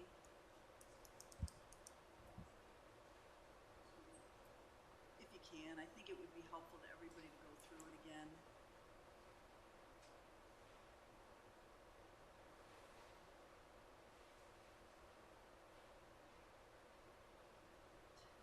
Just go without it. Well, basically, okay, so the revenue from DuPage is from the gas tax, and second piece of have you found it's toward the end of the slide deck. Second to last. So you have MFT and local gas tax. Local gas So tax, right. you can see right here So, what. so look at the first year. So let's just say that, how does that work? Will you schedule the contract in increments like Yeah, that? so- So we just know that 25 this year, 20, then 15, then when do we have to take out the loan? That's a great question. So how DOT, they've been planning this for years. They have stored away money through their committee, through their reserves, they've stored away money. They're also generating money as you move forward because this is going to be a multi-year project. They have, through their long-term planning, they have determined that they have, about 60 million in either MFT, local gas tax, their money that they have on hand that will be available. At the end of this project, they will be short some amount. We don't know what that is because they're going to bid it out in 2025. Whatever that shortfall is, maybe it's 8 million, maybe it's 20 million. Whatever that shortfall is, the question would be there's two options. And we would not need to make this decision necessarily until probably end of 26 maybe, because they would use the county loan or the bank loan at the end of the project. Okay, that's what I want. They would The timing of they it, would it's at the end of the project. And if the county is in a situation, let's say there's a recession, no way is, even if we at this point, next month you say yes, we're all in with loaning money from the reserves. There'll be no interest loan, but in 2 years there's a recession, things are horrible. Then you guys resend that, they get a bank loan. So there's absolutely, I mean, they do need to have some commitment saying yes, because they're going to be generating a contract with a contractor in the middle of 2025. There needs to be an account, money dedicated to it. So at that point, they would dedicate their money and probably the reserve money from the county. If at a future point you're like, no, we don't want to do that anymore, then we reverse that and we go with the bank.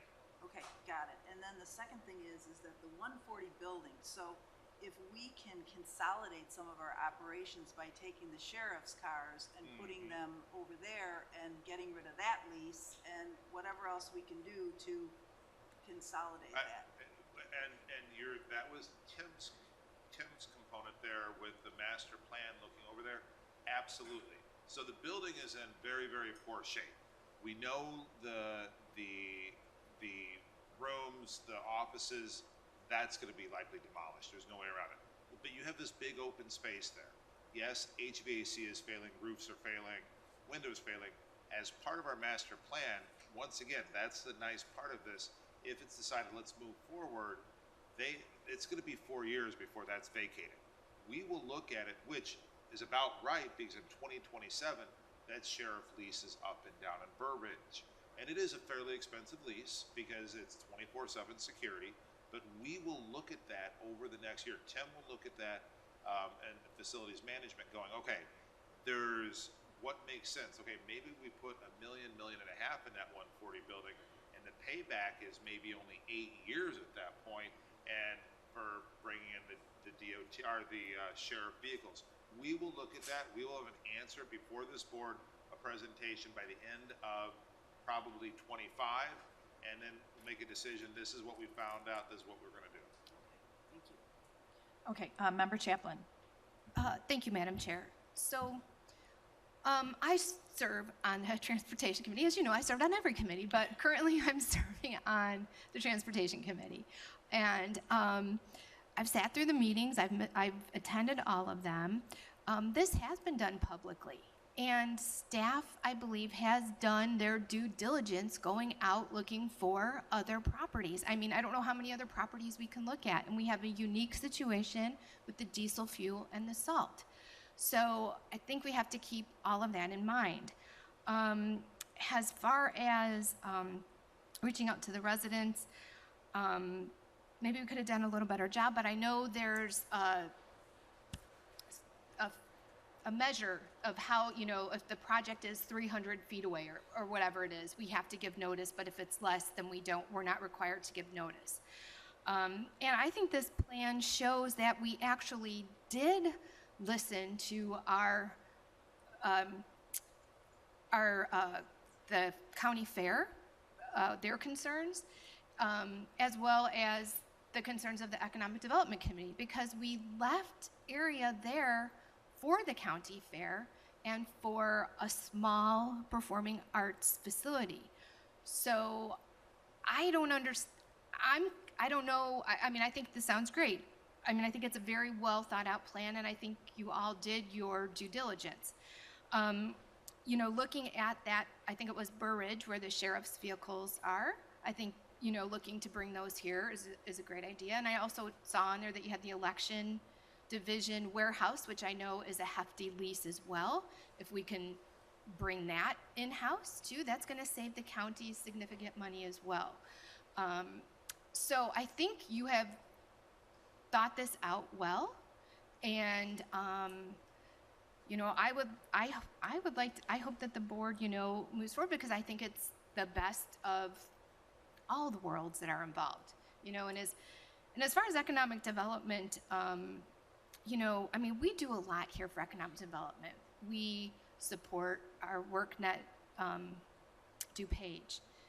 We support initiatives that support our local businesses. I think we've done some internet upgrades, right? Like high-speed internet. I mean, these are all things that are very important to economic development. But when we try, you know, we are not a business, and you know, bringing in business, running a business is not the job of the county government.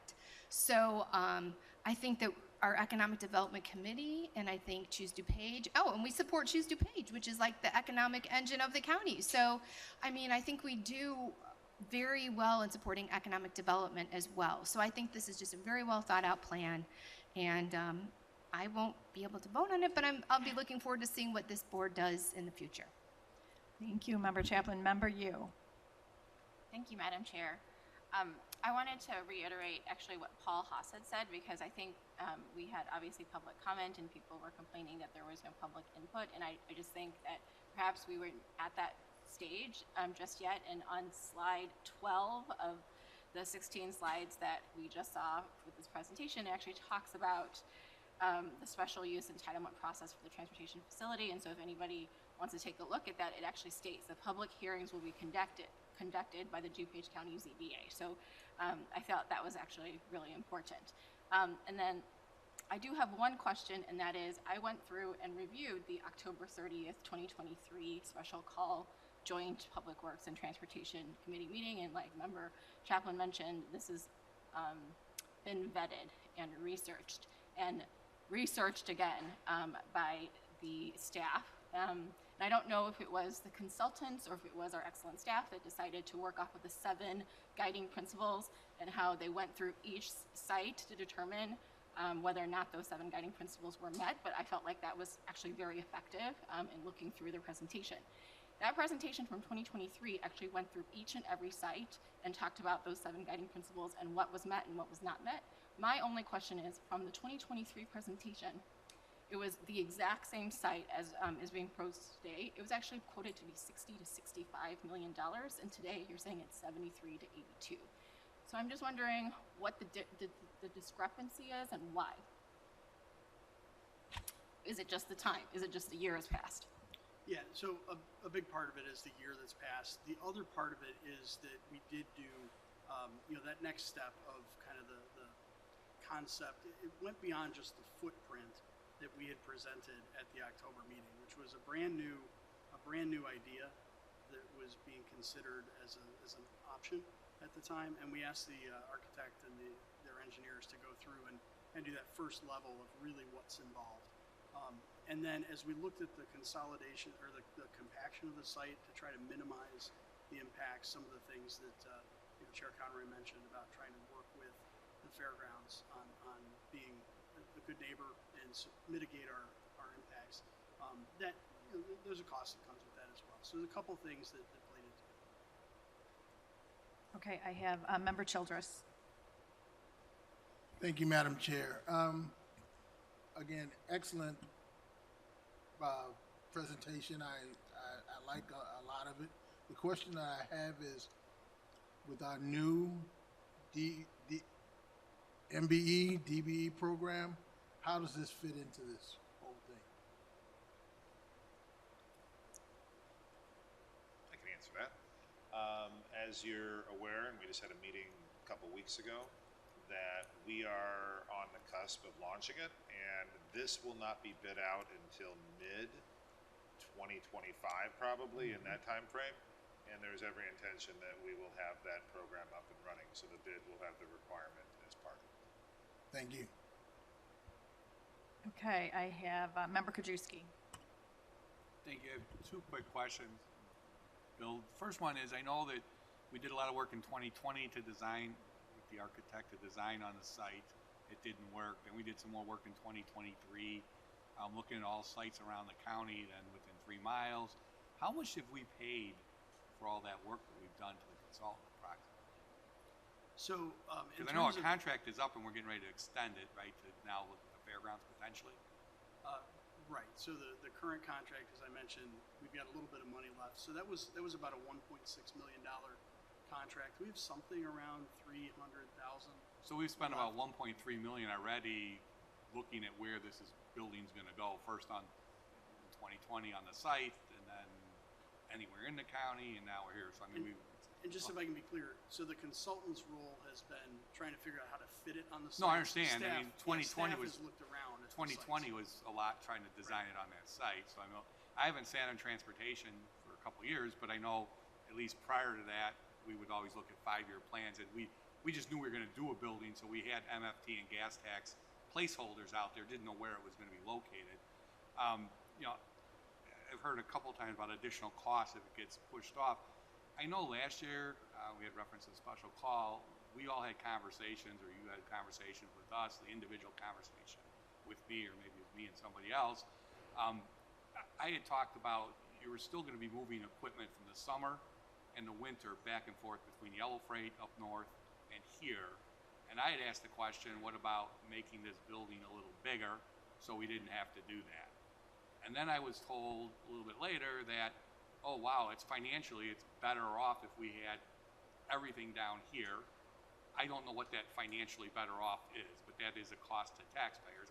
It's 13 acres, and I know we wanted to make a compromise. We've heard about compromises being made for, whoever the other uses are. I hear the chair just said today that, under her watch, there's going to be no $89 million Ravinia West, but there may be something else. But what was the benefit for us if we put everything down here, sold Yellow Freight 17, 18, 20 million, which also could fund this project? I mean, what are we talking about the cost to taxpayers by keeping them spread out, not consolidating everything on our campus where we're at? I mean, do we have a number on that? I know, Nick, you told me last year you ran numbers and it was much better to do that. I know we've switched now because of compromising and other things. But you mentioned the 17, 20 million.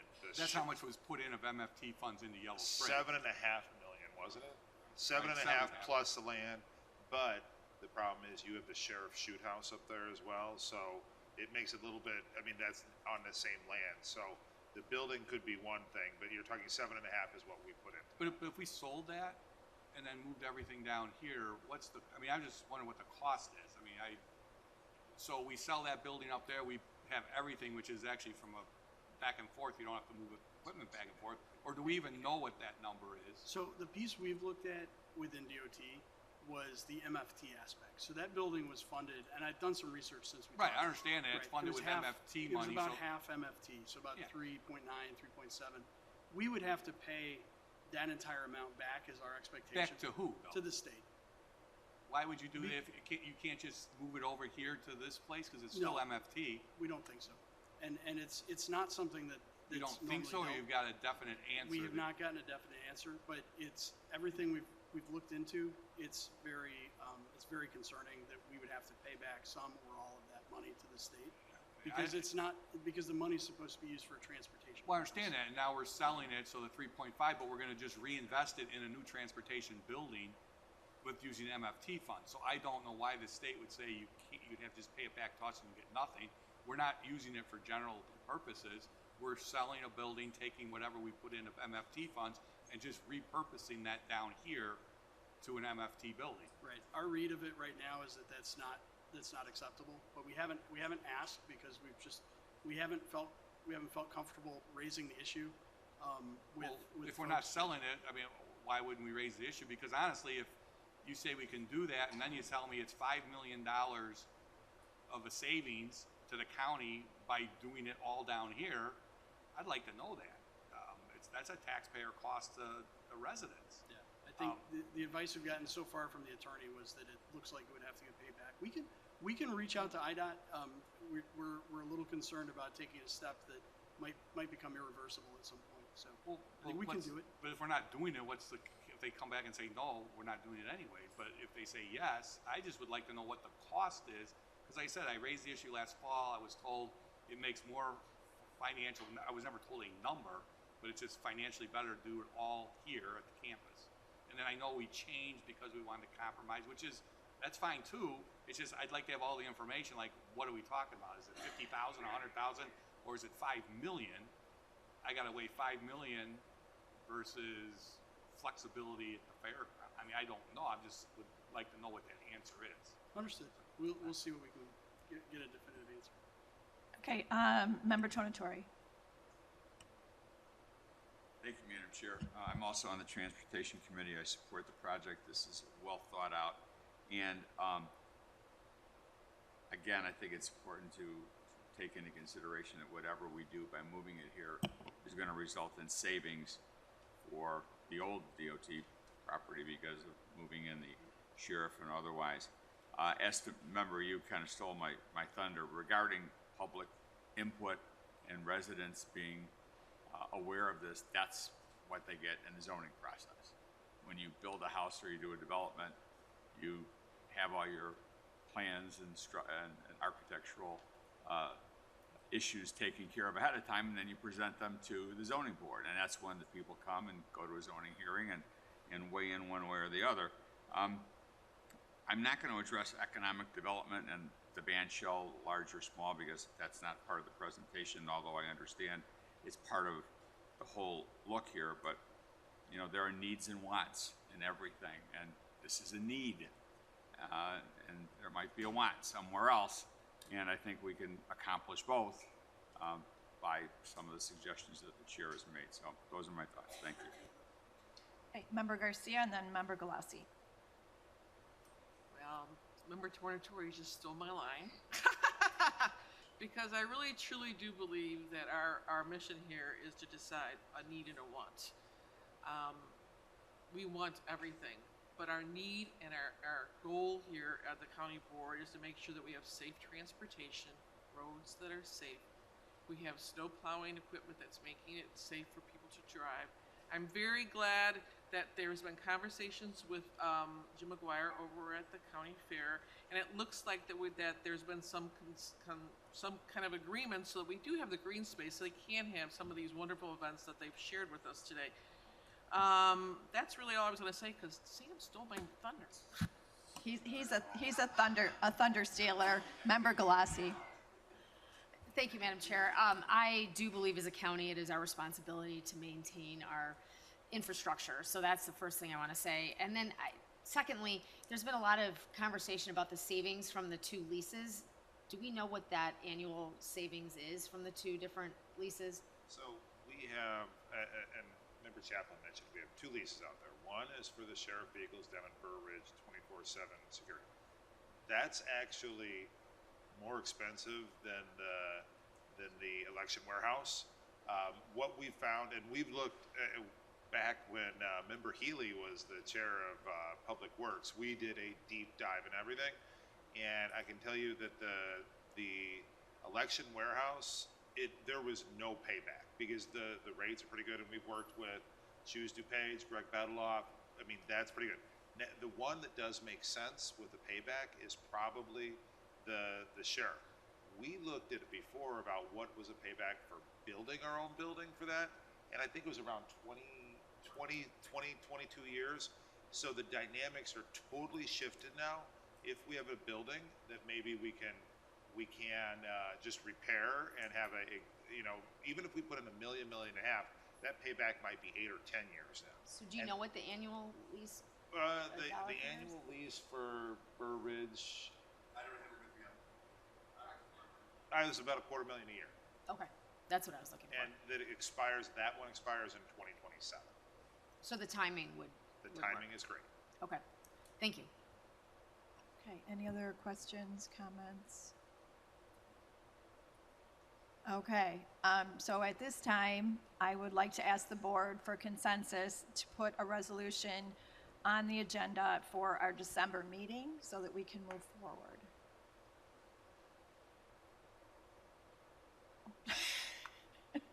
Thank you very much. I appreciate that. And now I think we'll take a 10-minute break. And thank you for I mean, really, this was a great conversation, everybody. So important.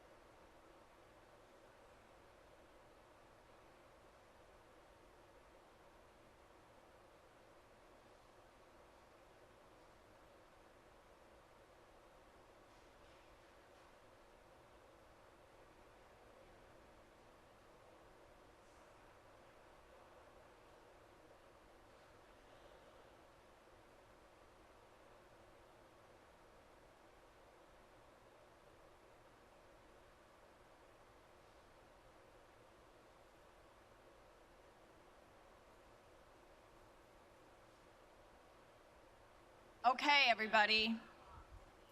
We're going to move on to the consent agenda. On the consent items, I seek a motion to approve the consent agenda. Okay. All right. 24/31/95, DuPage County Board regular minutes, Tuesday, November 12th, 2024.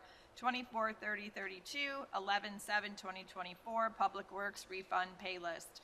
24/30/40, 11/8/2024 pay list. 24/31/41, 11/8/2024 Corville wire transfer. 24/30/47, 11/12/2024 IDOR wire transfer. 24/30/92, 11/14/2024 auto debit pay list. 24/31/12, 11/15/2024 pay list. 24/31/40, 11/19/2024 pay list. 24/30/43 clerk's monthly report of receipts and disbursements, October 2024. 24/30/53 recorder's monthly revenue statement, October 24. 24/31/45 change orders to various contracts as specified in the packet. All in favor? Okay, and now we're going to move on to County Board and Member and Vice Chair Childress. And with that, I have CBO, thank you, Madam Chair, first of all. CBO 224, I'm going to refer to Member Swarzy for that one. Okay, Member Schwarzy. Thank you, Vice Chair Childress, and thank you, Madam Chair. I move to waive the first reading for item CBO 224 regarding amending section 20-40 of the DuPage County Code pertaining to the emergency telephone system. Okay, all in favor? Okay, so moved. I move on item CBO 224, amending section 2040 of the DuPage County Code pertaining to the emergency telephone system board. Okay, it's been moved and seconded. Roll call, please. Schwarzy. Aye. Tornatori. You. Zay. Aye. Cahill. Chaplin. Aye. Childress. Yes. Covert. Desart. Eckhoff. Evans. Aye. Galassi. Garcia. Guston. Krajewski. LaPlante. Ozog. And Rutledge. Okay, thank you, Member Schwarzy. We'll move on to Finance and Member Chaplin. Thank you, Madam Chair. So I'm giving my last report as Finance Chair. It's been a pleasure to serve as Finance Chair, and I'll be excited to see what goes on in the next year. So with that, I move approval of FIR to 21324, revision to the Personnel Manual, Family Medical Leave. It's been moved and seconded. Roll call, please. Chaplin. Aye. Childress. Yes. Covert. Desart. Eckhoff. Evans. Aye. Galassi. Garcia. Guston. Krajewski. LaPlante. Ozog. Rutledge. Schwarzy. Tornatori. You. Aye. Zay. Aye. And Cahill. Okay, Member Chaplin. Thank you. I move approval of FIR 21424. Move to approve as amended in Finance, the revision to the Personnel Policy Manual Parental Time Policy. Leave is granted. Member Chaplin. Oh, roll call. Roll call, please. Tall guy in the back causing problems. Chaplin. Aye. Childress. Covert. Desart. Eckhoff. Evans. Galassi. Garcia. Guston. Krajewski. LaPlante. Ozog. Rutledge. Schwarzy. Tornatori. You. Aye. Zay. Aye. And Cahill. Okay, Member Chaplin. Thank you. I move approval of FIR 21624, revision to the Personnel Budget Community Services. Leave is granted. Member Chaplin. Oh, I'm going to roll call. Oh, you're right. I'm sorry. Roll call, please. Chaplin. Aye. Childress. Covert. Desart. Eckhoff. Evans. Aye. Galassi. Garcia. Guston. Krajewski. LaPlante. Ozog. Rutledge. Schwarzy. Tornatori. You. Aye. Zay. Aye. And Cahill. Okay, Member Chaplin. Thank you. I move approval of FIR 2024, acceptance and appropriation of the Illinois Association of Community Action Agencies Employment Barrier Reduction Pilot Program in the amount of $46,000 community services. Leave is granted. Member Chaplin. Thank you. I move approval of FIR 22124, acceptance and appropriation of the Illinois Department of Commerce and Economic Development Opportunity State Supplemental Grant Funds Intergovernmental Agreement, $183,635, Workforce Development Division. Leave is granted. Member Chaplin.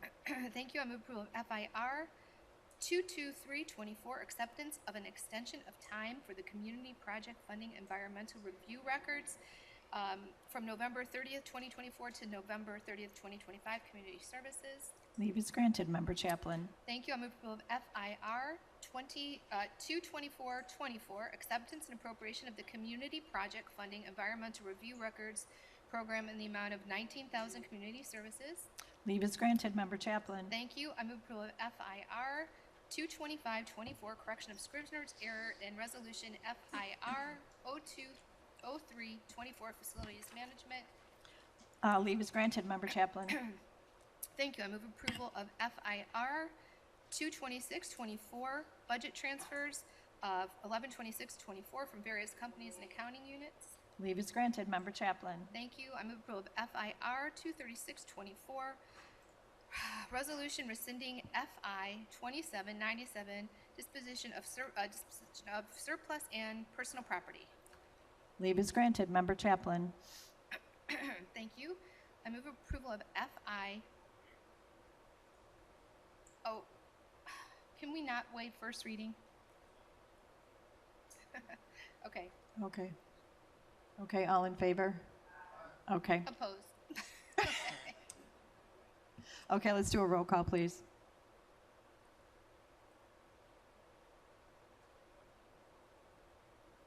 This is a roll call on the motion to waive the first reading. 10K. Could we just have a little bit of discussion just real quick? I just wanted a little more time to it was a huge change to procurement ordinance. If you got, I don't know if you saw it. Well, I asked for the red line. It was a huge change, so I just thought a little more time would be appropriate for this ordinance. So that's all. That's why I'm just going to be voting no on that. But Okay, let's do the roll call, please. Krajewski. LaPlante. Ozog. Rutledge. Schwarzy. Tornatore. You. No. Zay. No. Cahill. Chaplin. No. Childress. Covert.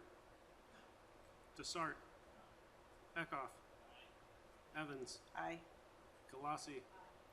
Garcia. And Guston.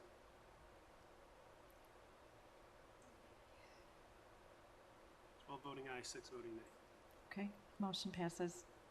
Member Chaplin. Now I move approval of FIO 1624, amendment to the county, DuPage County Procurement Ordinance.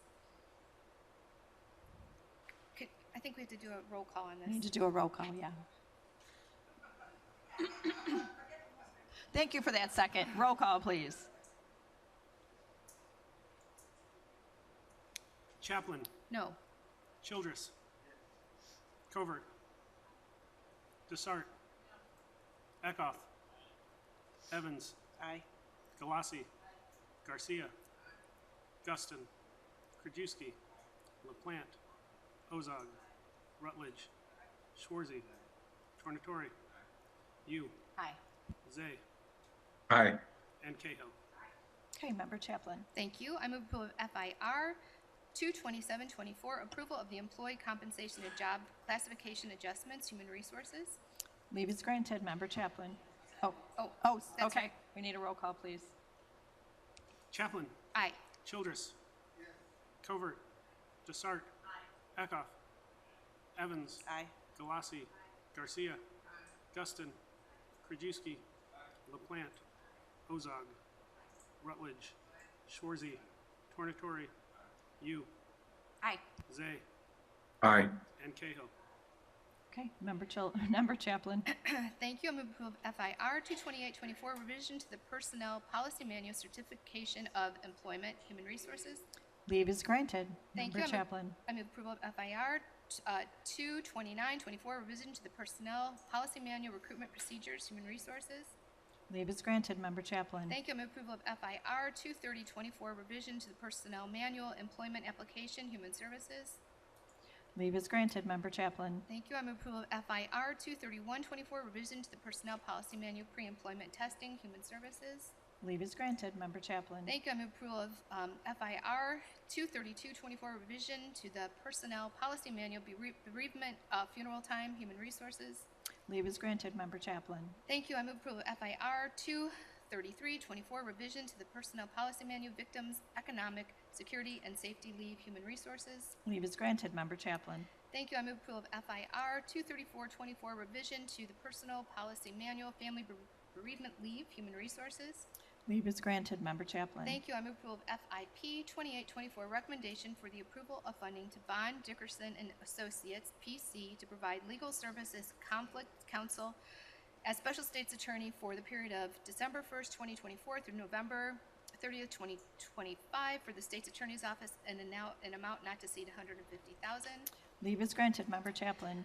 Thank you. I move approval of FIP 2924, recommendation for the approval of a contract purchase order to Amazon Capital Services for the purchase of office supplies and miscellaneous items for various county departments for the period of December 1st, 2024 through November 30th, 2025 for a contract total not to exceed $851,985. Leave is granted. Member Chaplin. Thank you. I move approval of FIP 3024, recommendation for the approval of a contract purchase order issued to ODP Business Solutions, LLC, for the purchase of office supplies for various county departments for a period of December 1st, 2024 through November 30th, 2025, for a contract total amount not to exceed $225,450. Leave is granted. And thank you, Member Chaplin. Thank you. Okay, we're going to move on to budget resolution and ordinance. Okay, thank And you. that's Member Chaplin. Yes. Okay, so bear with me. There's going to be some amendments and things, and it's way past lunch, so my blood sugar might be a little low. So here we go. FIO 824, DuPage County 2024 tax levies for the fiscal year 2025. Okay, it's been moved and seconded. Roll call, Oh, please. I move to Move. approve. Okay, she moved again. Thank you. Roll call, please. Chaplin. Aye. Childress. Covert. Desart. Eckhoff. Evans. Aye. Galasi. Garcia. Guston. Krajewski. LaPlante. That's okay. No, Ozog. that's okay. That's okay. Rutledge. Schwarzy. Tornatori. You. Aye. Zay. Aye. And Cahill. Okay, Member Chaplin. Okay, I move approval of FIO 924, County of DuPage Century Hill Light Service Area Fund 2024 tax levy for fiscal year 2025. Leave is granted. Member Chaplin. Okay, thank you.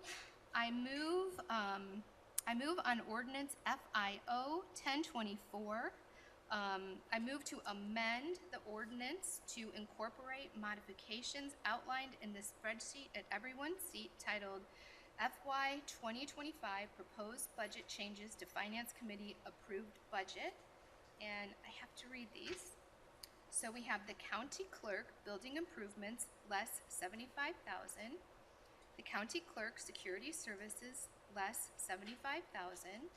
General fund special accounts contingencies $6.5 million, additional $86,093.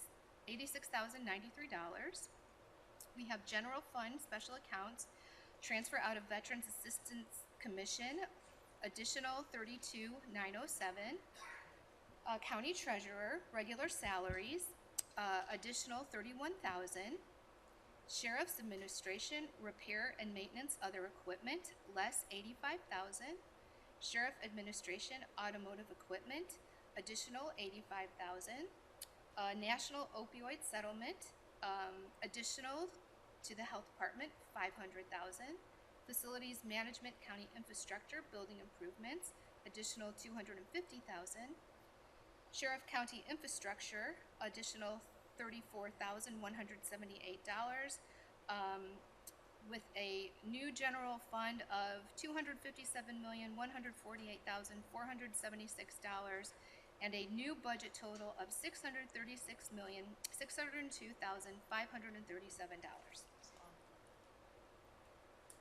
Okay, all in favor on the amendment? Is there, okay.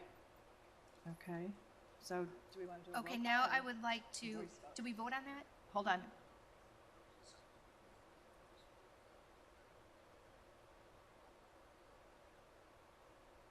As amended. Okay.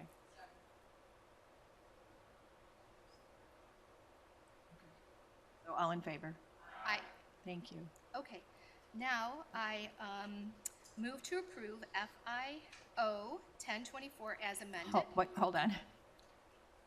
Yeah. Okay, gotcha. Okay, Roll call. Roll call, please. Chaplin. aye. Childress. Covert. Desart. Eckhoff. Evans. Aye. Galassi. Garcia. Guston. Krajewski. LaPlante. Ozog. Rutledge. Schwarzy. Tornatori. You. Aye. Zay. Aye. And Cahill. Okay, Member Chaplin. Thank you. I move approval of FIO 1124 annual appropriation ordinance for the Police Records Management Systems Operations Funds of the County of DuPage, Illinois, DuPage County, State of Illinois, for the fiscal period beginning December 1st, 2024 and ending November 30th, 2025. Leave is granted. Member Chaplin. Thank you. I move approval of FIR 18424 authorization to transfer funds to the taxable general obligation bonds, alternate revenue source recovery zone economic development bonds, and Build America bonds. Debt Service Fund Company 7,000, Accounting Unit 7,000 for fiscal year 2025 in the amount of $7,994,190, and abate the 2024 tax levy for the taxable general obligation bonds, alternate revenue source recovery zone economic development bonds, and Build America Bond Series 2010A and 2010B. Leave is granted. Member Chaplin. Thank you. I move approval of FIR 18524, abatement of the 2024 tax levy for the general obligation refunding bonds, alternate revenue source, Series 2015B, 2015B bonds, Company 7,000, Accounting Unit 7010, in the amount of $1,464,820. Leave is granted. Member Chaplin.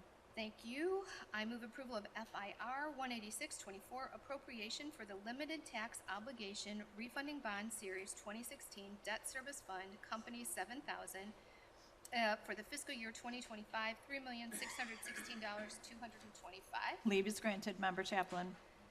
Thank you. I move approval of FIR 18724, appropriation for the general obligation debt certificate series 2017 debt service fund, Company 7,000, Accounting Unit 720, for the fiscal year 2025, $683,950. Leave is granted. Member Chaplin.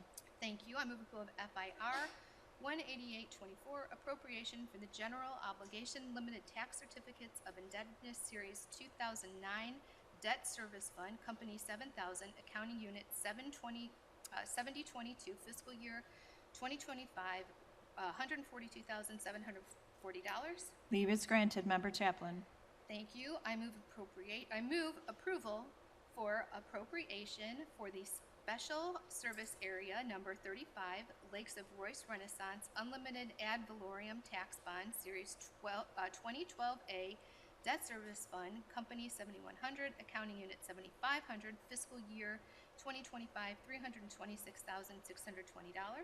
Leave is granted. Member Chaplin. Thank you. I move approval of FIR 19024, appropriation for the Special Service Area Number 37, York Center IEPA Loan Debt Service Fund, Company 7100, Accounting Unit 7502, fiscal year 2025, $95,000.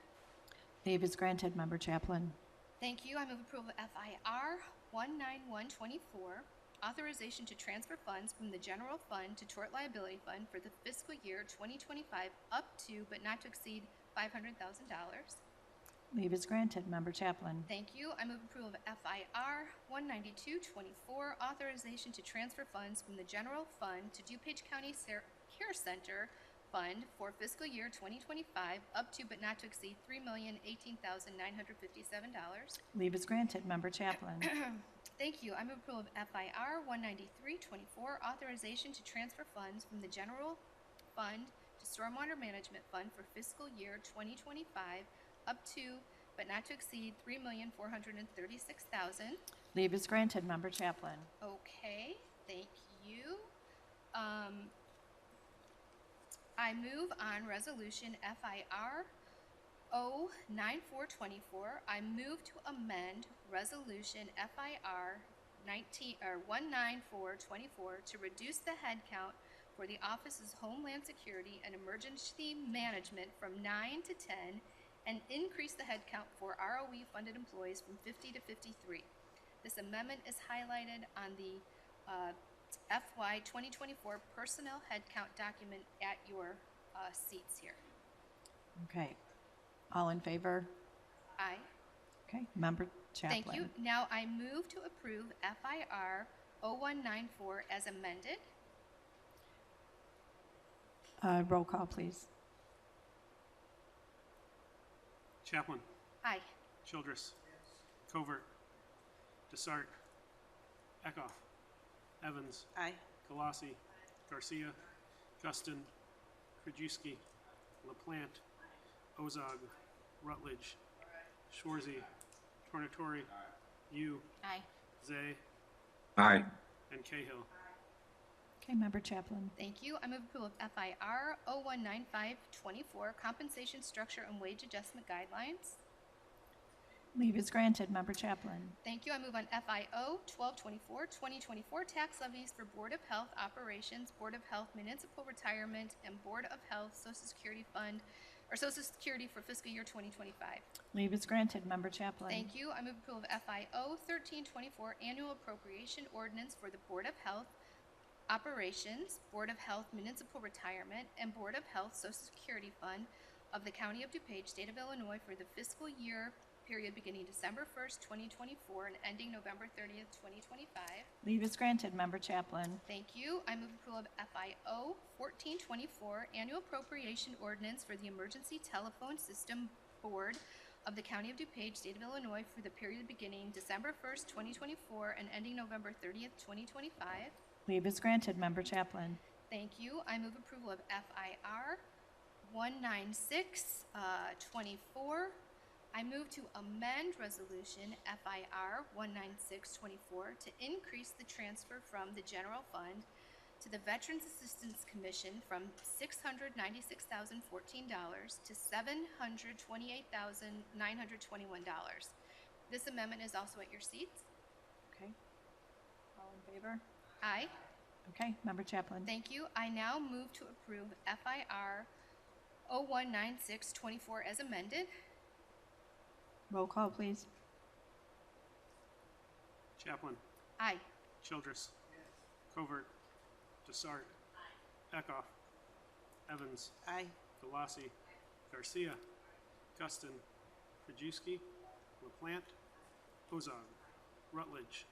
Schwarzy. Tornatori. Yu. Aye. Zay. Aye. And Cahill. Okay. Member Chaplin. Thank you. I move on resolution FIO 1524. I move to amend resolution FIO 1524 to increase the annual appropriation for the Veterans Assistance Commission from $696,014 to $728,921, and this amendment is at your seats. Okay. All in favor? Okay. Member Chaplin. Thank you. I now move to approve FIO 1524 as amended. Okay. Roll call, please. Chaplin. Aye. Childress. Covert. Desart. Eckhoff. Evans. Aye. Galassi. Garcia. Guston. Krajewski.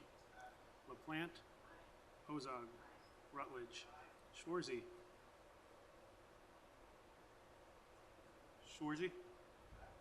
Tornatori. Yu. Zay, Aye. and Cahill. Okay, Member Chaplin. Thank you. And finally, I move approval of 242777, approval of the FY 2025 financial plan. You can view the financial plan by visiting our county website at www.dupagecounty.org, and you'll find /government departments, finance, financial, and budget plans. Okay, leave is granted. Thank you, Member Chaplin. Thank you. Okay, Animal Services and Member Krajewski. Thank you, Madam Chair. Just on committee update, staff started moving today into the new facility, so they're starting that move into the new building, so that's great. I will move on ASP 0002-24, recommendation for approval of a purchase order to Bay, Illinois Pet Wellness Clinics for not to exceed $31,000. Okay, it's been moved and seconded. Roll call, please. Krajewski. Aye. LaPlante. Ozog. Rutledge. Schwarzy. Tornatore. You. Aye. Zay. Aye. Cahill. Chaplin. Childress. Yes. Covert. Desart. Eckhoff. Evans. Aye. Galassi. Garcia. And Guston. Okay, Member Krajewski. Thank you, Madam Chair. I move on ASP 0003-24, recommendation approval of a contract with Mavron to provide vehicle upfit to 2 Ford Transits for amount not to exceed $87,745.20. Leave is granted. Member Krajewski. Thank you, Madam Chair. On this one, I move to waive our first reading on item ASO 0002-24. Okay, all in favor? Okay, Member Krajewski. Thank you, Madam Chair. And last, I move on ASO 0002-24, ordinance amending Chapter 5, Section 5.71 of the DuPage County Code of Ordinances to amend animal and rabies control Okay, ordinance. it's been moved and seconded. Roll call, please. Krajewski. LaPlante. Ozog. Rutledge. Schwarzy. Tornatore. You. Aye. Zay. Aye. Cahill. Chaplin. Aye. Childress. Covert. Desart. Eckhoff. Evans. Aye. Galassi. Garcia. And Guston. Okay, thank you, Member Krajewski. Development and Member Tornatore. Thank you, Madam Chair. I move approval of BCO 62-24, zoning 2459. I'd ask leave of the body to take each of these separately as we did that in development. First, I move approval of variation to reduce the lot size for 2 new lots from the required 100,000 square feet to approximately 16,556 square feet for lot 1 and approximately 17,788 square feet for lot 2. This was denied by the Zoning Board of Appeals as well as the Development Committee. If the body desires to approve these, it would require a 3/4 vote. Okay, it's been moved and seconded. Roll call, please. Tornatore. No. You. No. Zay. No. Cahill. Chaplin. No. Childress. Covert. Desart. Eckhoff. Evans. No. Galassi. Garcia. Guston. Krajewski. LaPlante. Ozog. Rutledge. And Schwarzy. Okay. Thank you, Madam Chair. I move to approve variation to reduce the lot size width for 2 new lots from the required 165 feet to approximately 140 feet for lot 1 and 150 feet for lot 2. Okay, leave is granted. Thank you, Member Tornatore. Thank you, Madam Chair. Yes. Economic Development and Member LaPlante. Thank you, Chair. No update right now. Okay, Environmental and Member Rutledge. No report, Chair, thank you. Okay, Human Services and Member Schwarzy. Thank you, Madam Chair. With regards to the report, as the board knows, a couple months ago we handed out our last round of transformational grants. But I just wanted you to know that our work is not done. Member Garcia, Executive Director Keating, and myself met with the DuPage Foundation last week to continue following through with the grant process, making sure people are using their money accordingly, that they're turning in all their information. So because this is a multi-year process, we'll continue working with the DuPage Foundation, making sure everything is going accordingly. So I move on HSP 5324, awarding resolution issued to WellSky Corporation for renewal of the annual homeless management information system software and cloud services contract, renewal of licenses, training, support, and custom programming for the period of November 1st, 2024 through October 31st, 2025 for a contract total not to exceed $52,948.90. It's been moved and seconded. Roll call, please. Shorzy. Aye. Tornatore. Aye. You. Zay. Aye. Cahill. Chaplin. Childress. Covert. Desart. Eckhoff. Evans. Galassi. Garcia. Guston. Krajewski. LaPlante. Ozog. And Rutledge. Okay, Member Schwarzy. Thank you. I move on HSCO 424. Amendment to Resolution HHSP 030622 issued to White Construction Services, Inc. to provide construction manager at risk guaranteed maximum price method of delivery for the modernization and upgrades of the Kenneth Moy DuPage Care Center facility to eliminate the east wing from scope and various changes in scope, and to decrease the funding in the amount of $530,327, resulting in a final county cost of $29,163,373, a decrease of 1.7%. Leave is granted. Member Schwarzy. Thank you. I move on HSC 0524, amendment to resolution HHSP 030522, issued to WSP USA Design Inc. for professional architectural and engineering design services for the modernization and upgrade of the Kenneth Moy DuPage Care Center facility to remove the east wing from the scope and decrease the funding in the amount of $269,673, resulting in a final county cost of $1,536,627, a decrease of 14.93%. Leave is granted. Thank you, Member Schwarzy. Okay, we're going to move on to Judicial and Public Safety, and Member Evans. Thank you, Madam Chair. No committee updates, so I'd like to move on JPSR-14-24, authorization to participate as a member of the Illinois Emergency Management Mutual Aid System Response pursuant to an intergovernmental agreement for the establishment of a mutual aid intergovernmental service agreement. It's been moved and seconded. Roll call, please. Evans. Aye. Galassi. Garcia. Guston. Krajewski. LaPlante. Ozog. Rutledge. Schwarzy. Tornatore. You. Aye. Zay. Aye. Cahill. Chaplin. Childress. Yes. Covert. Desart. And Eckhoff. Okay. Member Evans. Thank you. I'd move on JPS CO-12-24, amendment to purchase order 2846-1 serve issued to Journal Technologies, Inc. for a case management system to increase funds in the amount of $14,600 for additional monthly storage for a new contract total amount of $897,325.76. Leave is granted. Member Evans.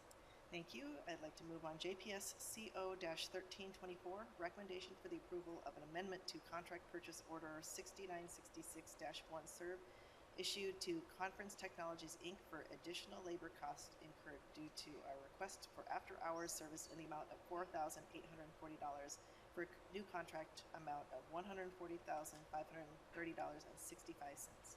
Leave is granted. Member Evans. Thank you. I move on JPS P-36-24, recommendation for the approval of a contract purchase order to William G. Warbeck of the Law Office of William G. Warbeck to provide professional services as a conflict attorney in the Sexually Violent Person Act or Sexually Dangerous Person Act, including appeals in these matters, for the period of December 1st, 2024 through November 30th, 2025, for a contract total amount not to exceed $48,000.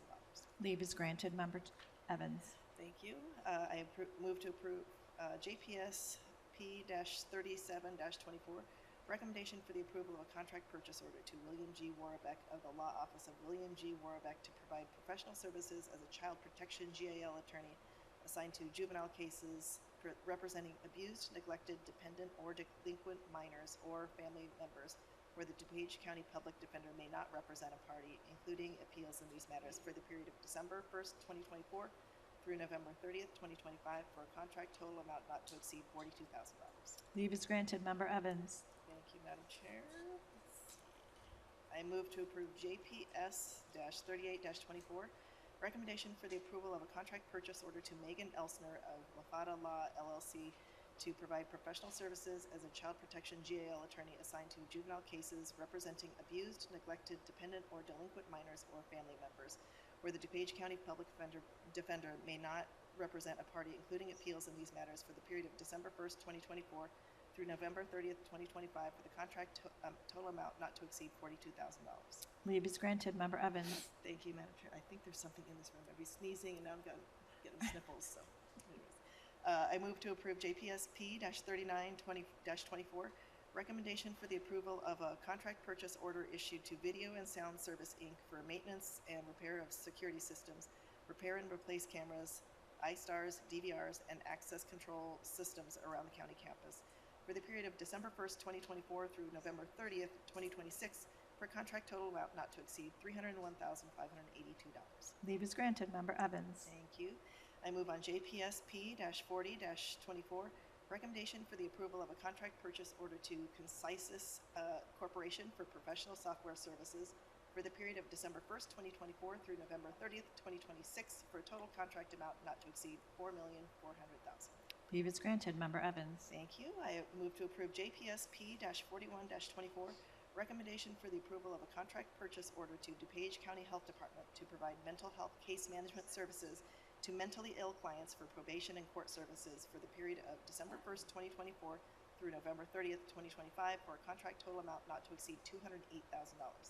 Leave is granted. Member Evans. Thank you. And finally, I move on JPSP-42-24, awarding resolution issued to Journal Technologies, Inc. for a case management system and monthly storage costs for the Public Defender's Office for the period of December 1st, 2024 through November 30th, 2025, for contract total amount of $245,240. Leave is granted. Thank you, Member Evans. Thank you. Okay, we're going to move on to legislative, and Member Desart.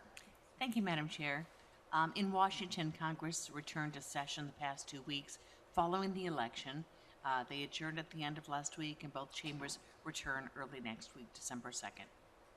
The Senate was focused on judicial nominations. The biggest challenge, though, is with the looming December 20th deadline for Congress to pass their fiscal year 25 spending bills, but they're saying the odds are increasing that they will instead pass another continuing resolution of fiscal year 24 funding.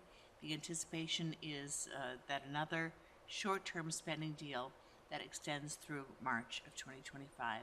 Over in Springfield, the Illinois General Assembly concluded its second and final week of the fall veto session.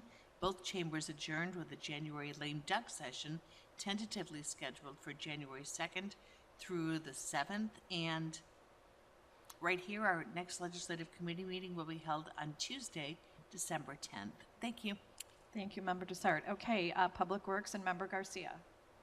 Thank you, Chair Conroy. I did have a 6-page report, but in lieu of the time, I'm going to rip it up. We appreciate you. Thank you. I make a motion to approve PWP 003024, recommendation for the approval of a contract purchase order to Olson Roofing Company for preparing, roofing, and replacing the roof of the Marion Brook Administration Building for the period of November 26, 2024 to June 30th, 2025, for a total contract amount not to exceed $189,755. It's been moved and seconded. Roll call, please. Garcia. Aye. Guston. Krajewski. LaPlante. Ozog. Rutledge. Schwarzy. Tornatori. You. Aye. Zay. Aye. Cahill. Chaplin. Aye. Childress. Yes. Covert. Desart. Eckhoff. Evans. Aye. And Galassi. Okay, Member Garcia. I make a motion to approve FMP 004224, recommendation for the approval of a contract to Kluber Inc. to provide on-call professional architectural and engineering services as needed for facilities management for the period of December 1st, 2024 through May 31st, 2028, for a total contract amount not to exceed $200,000. Leave is granted. Thank you, Member Garcia. And Stormwater and Member Zay. No report. Okay, thank you. Technology and Member Yu. Thank you, Madam Chair. I have no Technology Committee report today, but I do move on TEP 22-24, recommendation for the approval of a contract purchase order to Karasoft Technology Corporation to provide e-server support, diagnostic resolve software licensing for IT for the period of December 1, 2024 through November 30, 2025, for a contract total of $81,766.44. It's been moved and seconded. Roll call, please. You. Aye. Zay. Aye. Cahill. Chaplin. Aye. Childress. Covert. Desart. Eckhoff. Evans. Aye. Galassi. Garcia. Guston. Krajewski. LaPlante. Ozog. Rutledge. Shorzy. And Tornatori. Okay, member you. Thank you, Madam Chair. I move on TEP 23-24, recommendation for the approval of a contract purchase order to SHI International Corp. for an enterprise term lease agreement with Adobe Systems for Adobe software licensing for use by DuPage County and the Forest Preserve District of DuPage County. This contract covers the period of December 10, 2024 through December 9, 2025 for IT for a contract total of $142,076.84. Leave is granted. Member you. Thank you. I move on TEP 24-24, recommendation for the approval of a contract purchase order to Imaging Systems, Inc., doing business as Integrated Document Technologies for the annual Highland and CAPSA software assurance maintenance of imaging systems for supervisor of assessments, treasurer, family center, coroner, and county clerk paid for IT for the period of January 1, 2025 through December 31, 2027 for a contract total of $327,930.81. Leave is granted. Member you. And finally, I move on TEP 25-24, recommendation for the approval of a contract purchase order to CDWG for the procurement of new Palo Alto firewall devices for the DuPage County network for IT for the period of 1 year upon approval for a total contract amount of $78,847.27. Leave is granted. Thank you, member you. Thank you. Okay, transportation and member Ozog. Thank you, Madam Chair. I want to thank our great staff for their work on the presentation that we gave earlier today. And I want to thank the board for your thoughtful questions and for your consensus to move our proposal on to the December 10th meeting.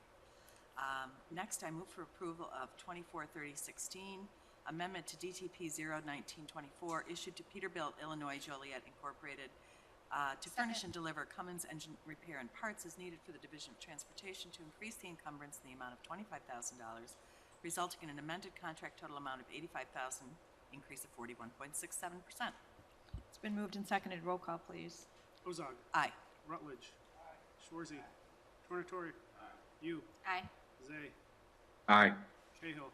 Chaplin. Aye. Childress. Covert. Desart. Eckhoff. Evans. Aye. Galassi. Garcia. Guston. Krajewski. And LaPlante. Okay, member Ozog. Thank you. Next, I'd like to move to combine items 22B through G. All in favor? Aye. Okay. Member Ozog. Okay, thank you. I move for approval of DTP 005224, recommendation for the approval of a contract purchase order to Lightly Enterprises of Ohio to furnish and deliver roll-up signs as needed for the Division of Transportation for the period December 1st, 2024 through November 30th, 2025 for a contract total not to exceed $40,020. I move for approval of DTP 005324, recommendation for the approval of a contract to Mandel Metals Incorporated, doing business as U.S. Standard Sign Company to furnish and deliver aluminum sign blanks as needed for the Division of Transportation for the period December 1st, 2024 through November 30th, 2025 for a contract total not to exceed $49,667.88. I move for approval of DTP 005424, recommendation for the approval of a contract to Imperial Lubes and Supply to furnish and deliver automotive lubricants as needed for the Division of Transportation for the period December 1st, 2024 through November 30th, 2025 for a contract total not to exceed $50,000. I move for approval of DTP 005524, recommendation for the approval of a contract purchase order to Lightly Enterprises of Ohio to furnish and deliver sign faces as needed for the Division of Transportation for the period December 1st, 2024 through November 30th, 2025 for a contract total not to exceed $65,107.67. I move for approval of DTP 005624, recommendation for the approval of a contract purchase order to MD Solutions to furnish and deliver signposts as needed for the Division of Transportation for the period December 1st, 2024 through November 30th, 2025 for a contract total not to exceed $75,461.20. And finally, I move for approval of DTP 005724, recommendation for the approval of a contract purchase order to Lightly Enterprises of Ohio to furnish and deliver reflective sheeting rolled goods as needed for the Division of Transportation for the period December 1st, 2024 through November 30th, 2025 for a contract total not to exceed $90,000 per lowest responsible bid. First of three renewals. Thank you. Thank you, member Ozog. We appreciate your consolidation. We will need a roll call. Ozog. Yes. Rutledge. Shorzy. Tornatori. You. Aye. Zay. Aye. Cahill. Chaplin. Aye. Childress. Covert. Desart. Eckhoff. Evans. Galassi. Garcia. Guston. Krajewski. And LaPlante. Okay, thank you, Member Ozak. Okay, as you know, there was a request from Family Shelter Services to fund a capital project. I am in support of this project, as is Member Yu, who shared a letter describing the project. Member Yu, would you like to start off the discussion? Thank you, Madam Chair. So I just want to say that I have spoken to many of the board members at one point or another with regard to this project and budget item request. And I'm very thankful to all the board members who have expressed that they are open to supporting this request for Family Shelter Service, but I especially want to express my gratitude to Chair Conroy, to Member Chaplin, to Member Deacon Garcia, especially, and Member Krajewski for your support. So as many of you know, in that letter that I stated, that I sent to you guys, that this renovation would take place at their primary office location for their domestic violence program at 605 East Roosevelt Wheaton. And it would be on the ground floor where Family Shelter Service provides direct services to domestic violence survivors, and it would transform their space to allow for larger group rooms and counseling spaces, and to create an environment that is warm and welcoming and trauma-informed for survivors. And furthermore, I think it's more important that this will really increase capacity for their programming and serving more survivors. FSS has been on the front lines in addressing domestic violence in DuPage since 1976. This is a great organization, and many of you guys are very, very supportive. So I'm very, very, again, grateful, and I hope and ask that there will be bipartisan and unanimous support for this request. Thank you. Okay, so I do support this, and I'd like to tell you why. Number one, I think this benefits our entire county. And sadly, statistically, we are finding that domestic violence has been seriously on the rise since COVID. On top of that, the majority of murders are due to domestic violence issues. Another fact that we're starting to see is that younger and younger children are struggling with serious mental health, and there is a correlation between that and being in the environment of domestic violence. So I believe anything we can do for many of those reasons, I think this is a project that reflects all of our board members, and I hope everyone will support it. So do we have any questions or comments? Anybody? Okay, can we get a consensus? Thank you, Member Tonatori. And I can't imagine a better thing for this board to do during Thanksgiving week. So thank you for that. Okay, let's move on to, and Member Yu, thank you, because Member Yu worked very hard on this. She reached across the aisle, and I think this is a great example of what we can accomplish together, and I'm very proud of that. So we're going to move on to old business. Anybody? Does everybody just want to get out of here? New business? Okay, Member Tonatori.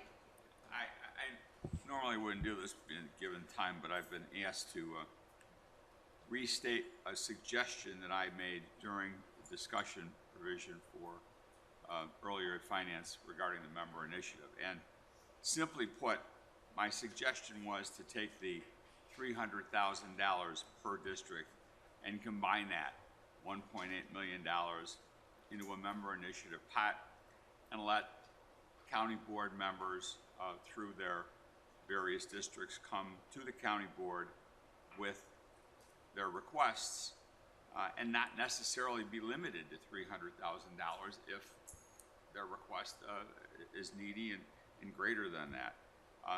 The members can still bring initiatives beyond that when we run out of the $1.8 million. It doesn't preclude anybody from doing anything, and it gives us the pot of money to be able to, I think, much easier dispense of that money than trying to do it with 6 districts in 6 different ways. I can tell you that what it does is it will eliminate what I think will be a very difficult process to distribute this money by districts. We don't have the staff that some other county boards do. I think it will eliminate possible favoritism and maybe some politics and that may get involved in it. Member Krajewski mentioned to me in the coffee room, well, you don't have to let your townships and municipalities necessarily know about this, because there's a lot of other needy places. And I can tell you that, and I don't know if you meant, I can tell you that. Okay, you just, okay, I hold hope it on, was you just because- threw him under the bus. Because I know that the day after we discussed this, I got 3 phone calls from township supervisors and mayors saying, I heard you got $300,000 from me. So the reality here is that, we've got townships, we've got municipalities, we've got fire, police, library, park districts, as well as 501c3s that are all needy. And quite frankly, I'm not sure I know what the guidelines are. I know that we don't have them yet because we haven't passed the budget.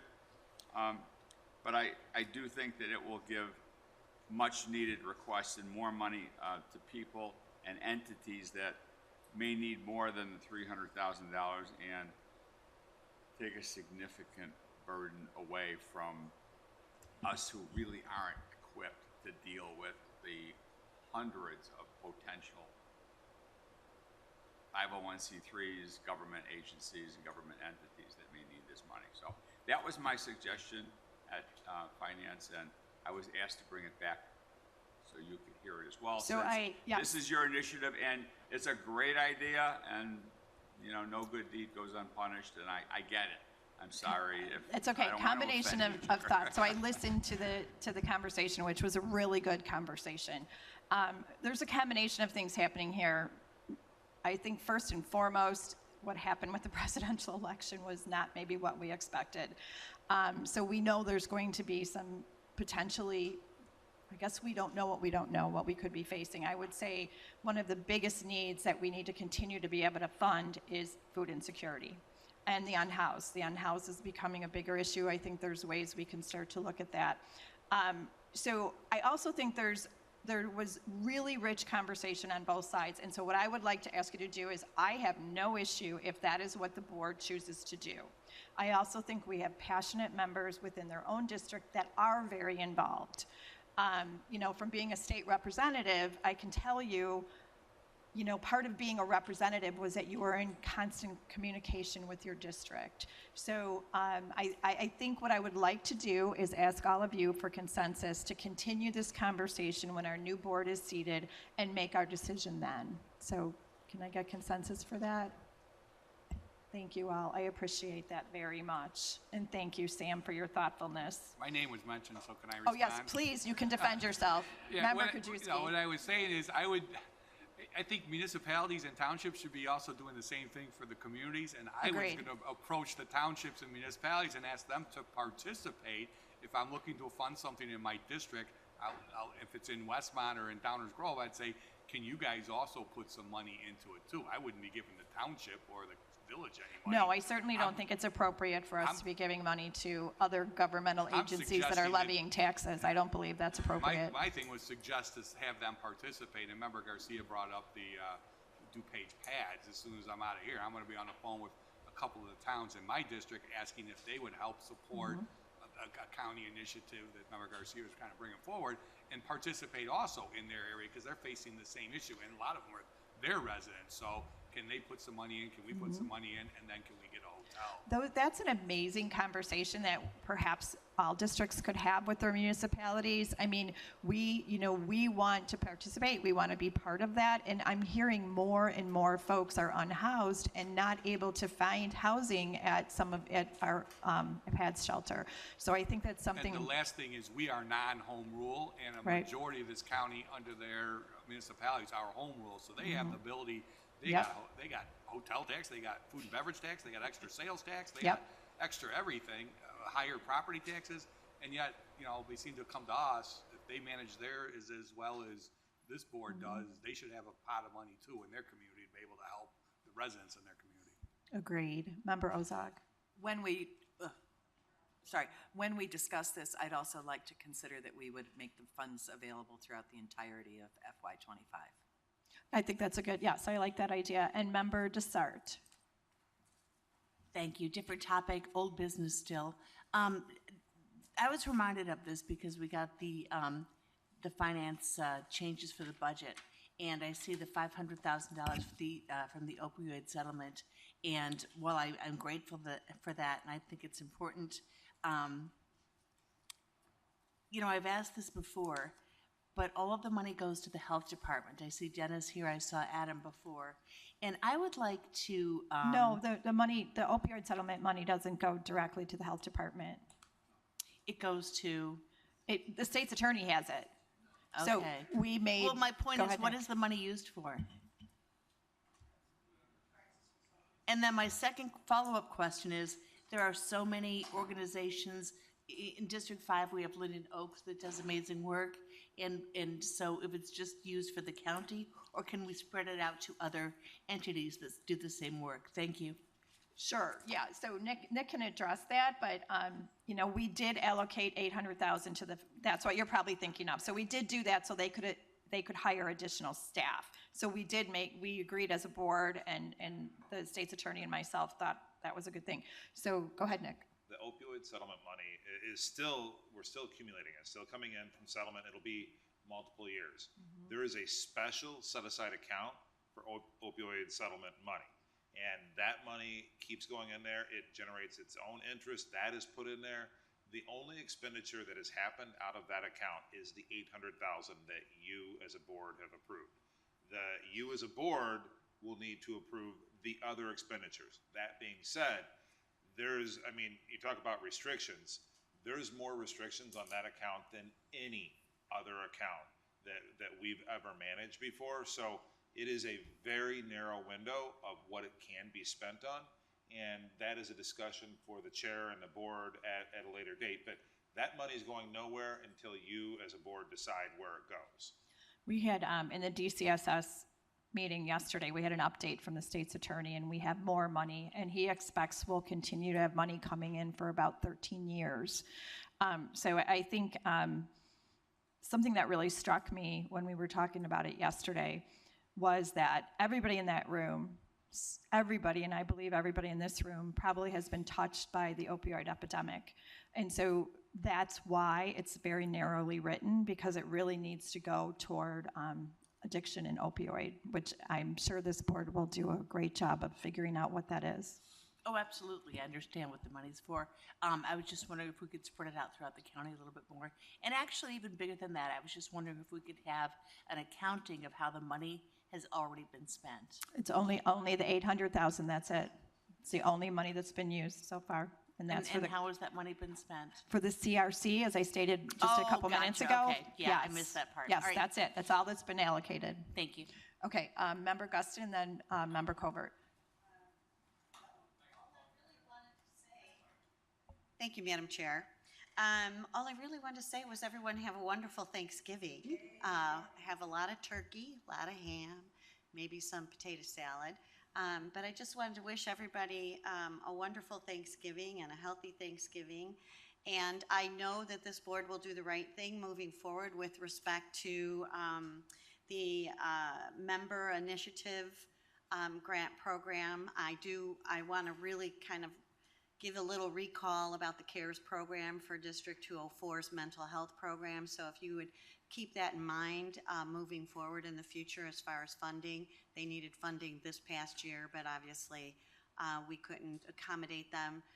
But I always think it's important to give to the youth of our community because that will help them later in life. So again, happy Thanksgiving. Thank you, Member Guston. Member Covert. That's all I was going to say too, Madam Chair, and everybody on this board. Have a great Thanksgiving and eat lots of turkey. Definitely overeat. Member Ozog? No. No? Your little light's on. Oh, sorry. Okay. Anybody else? Okay. Well, I also would like to wish everybody a very happy Thanksgiving to you and your families. And I'm informed we do not have any matters before us requiring us to enter into executive session. So I will take a motion to adjourn this meeting. All in favor? This meeting is adjourned to Tuesday, December 10th, 2024.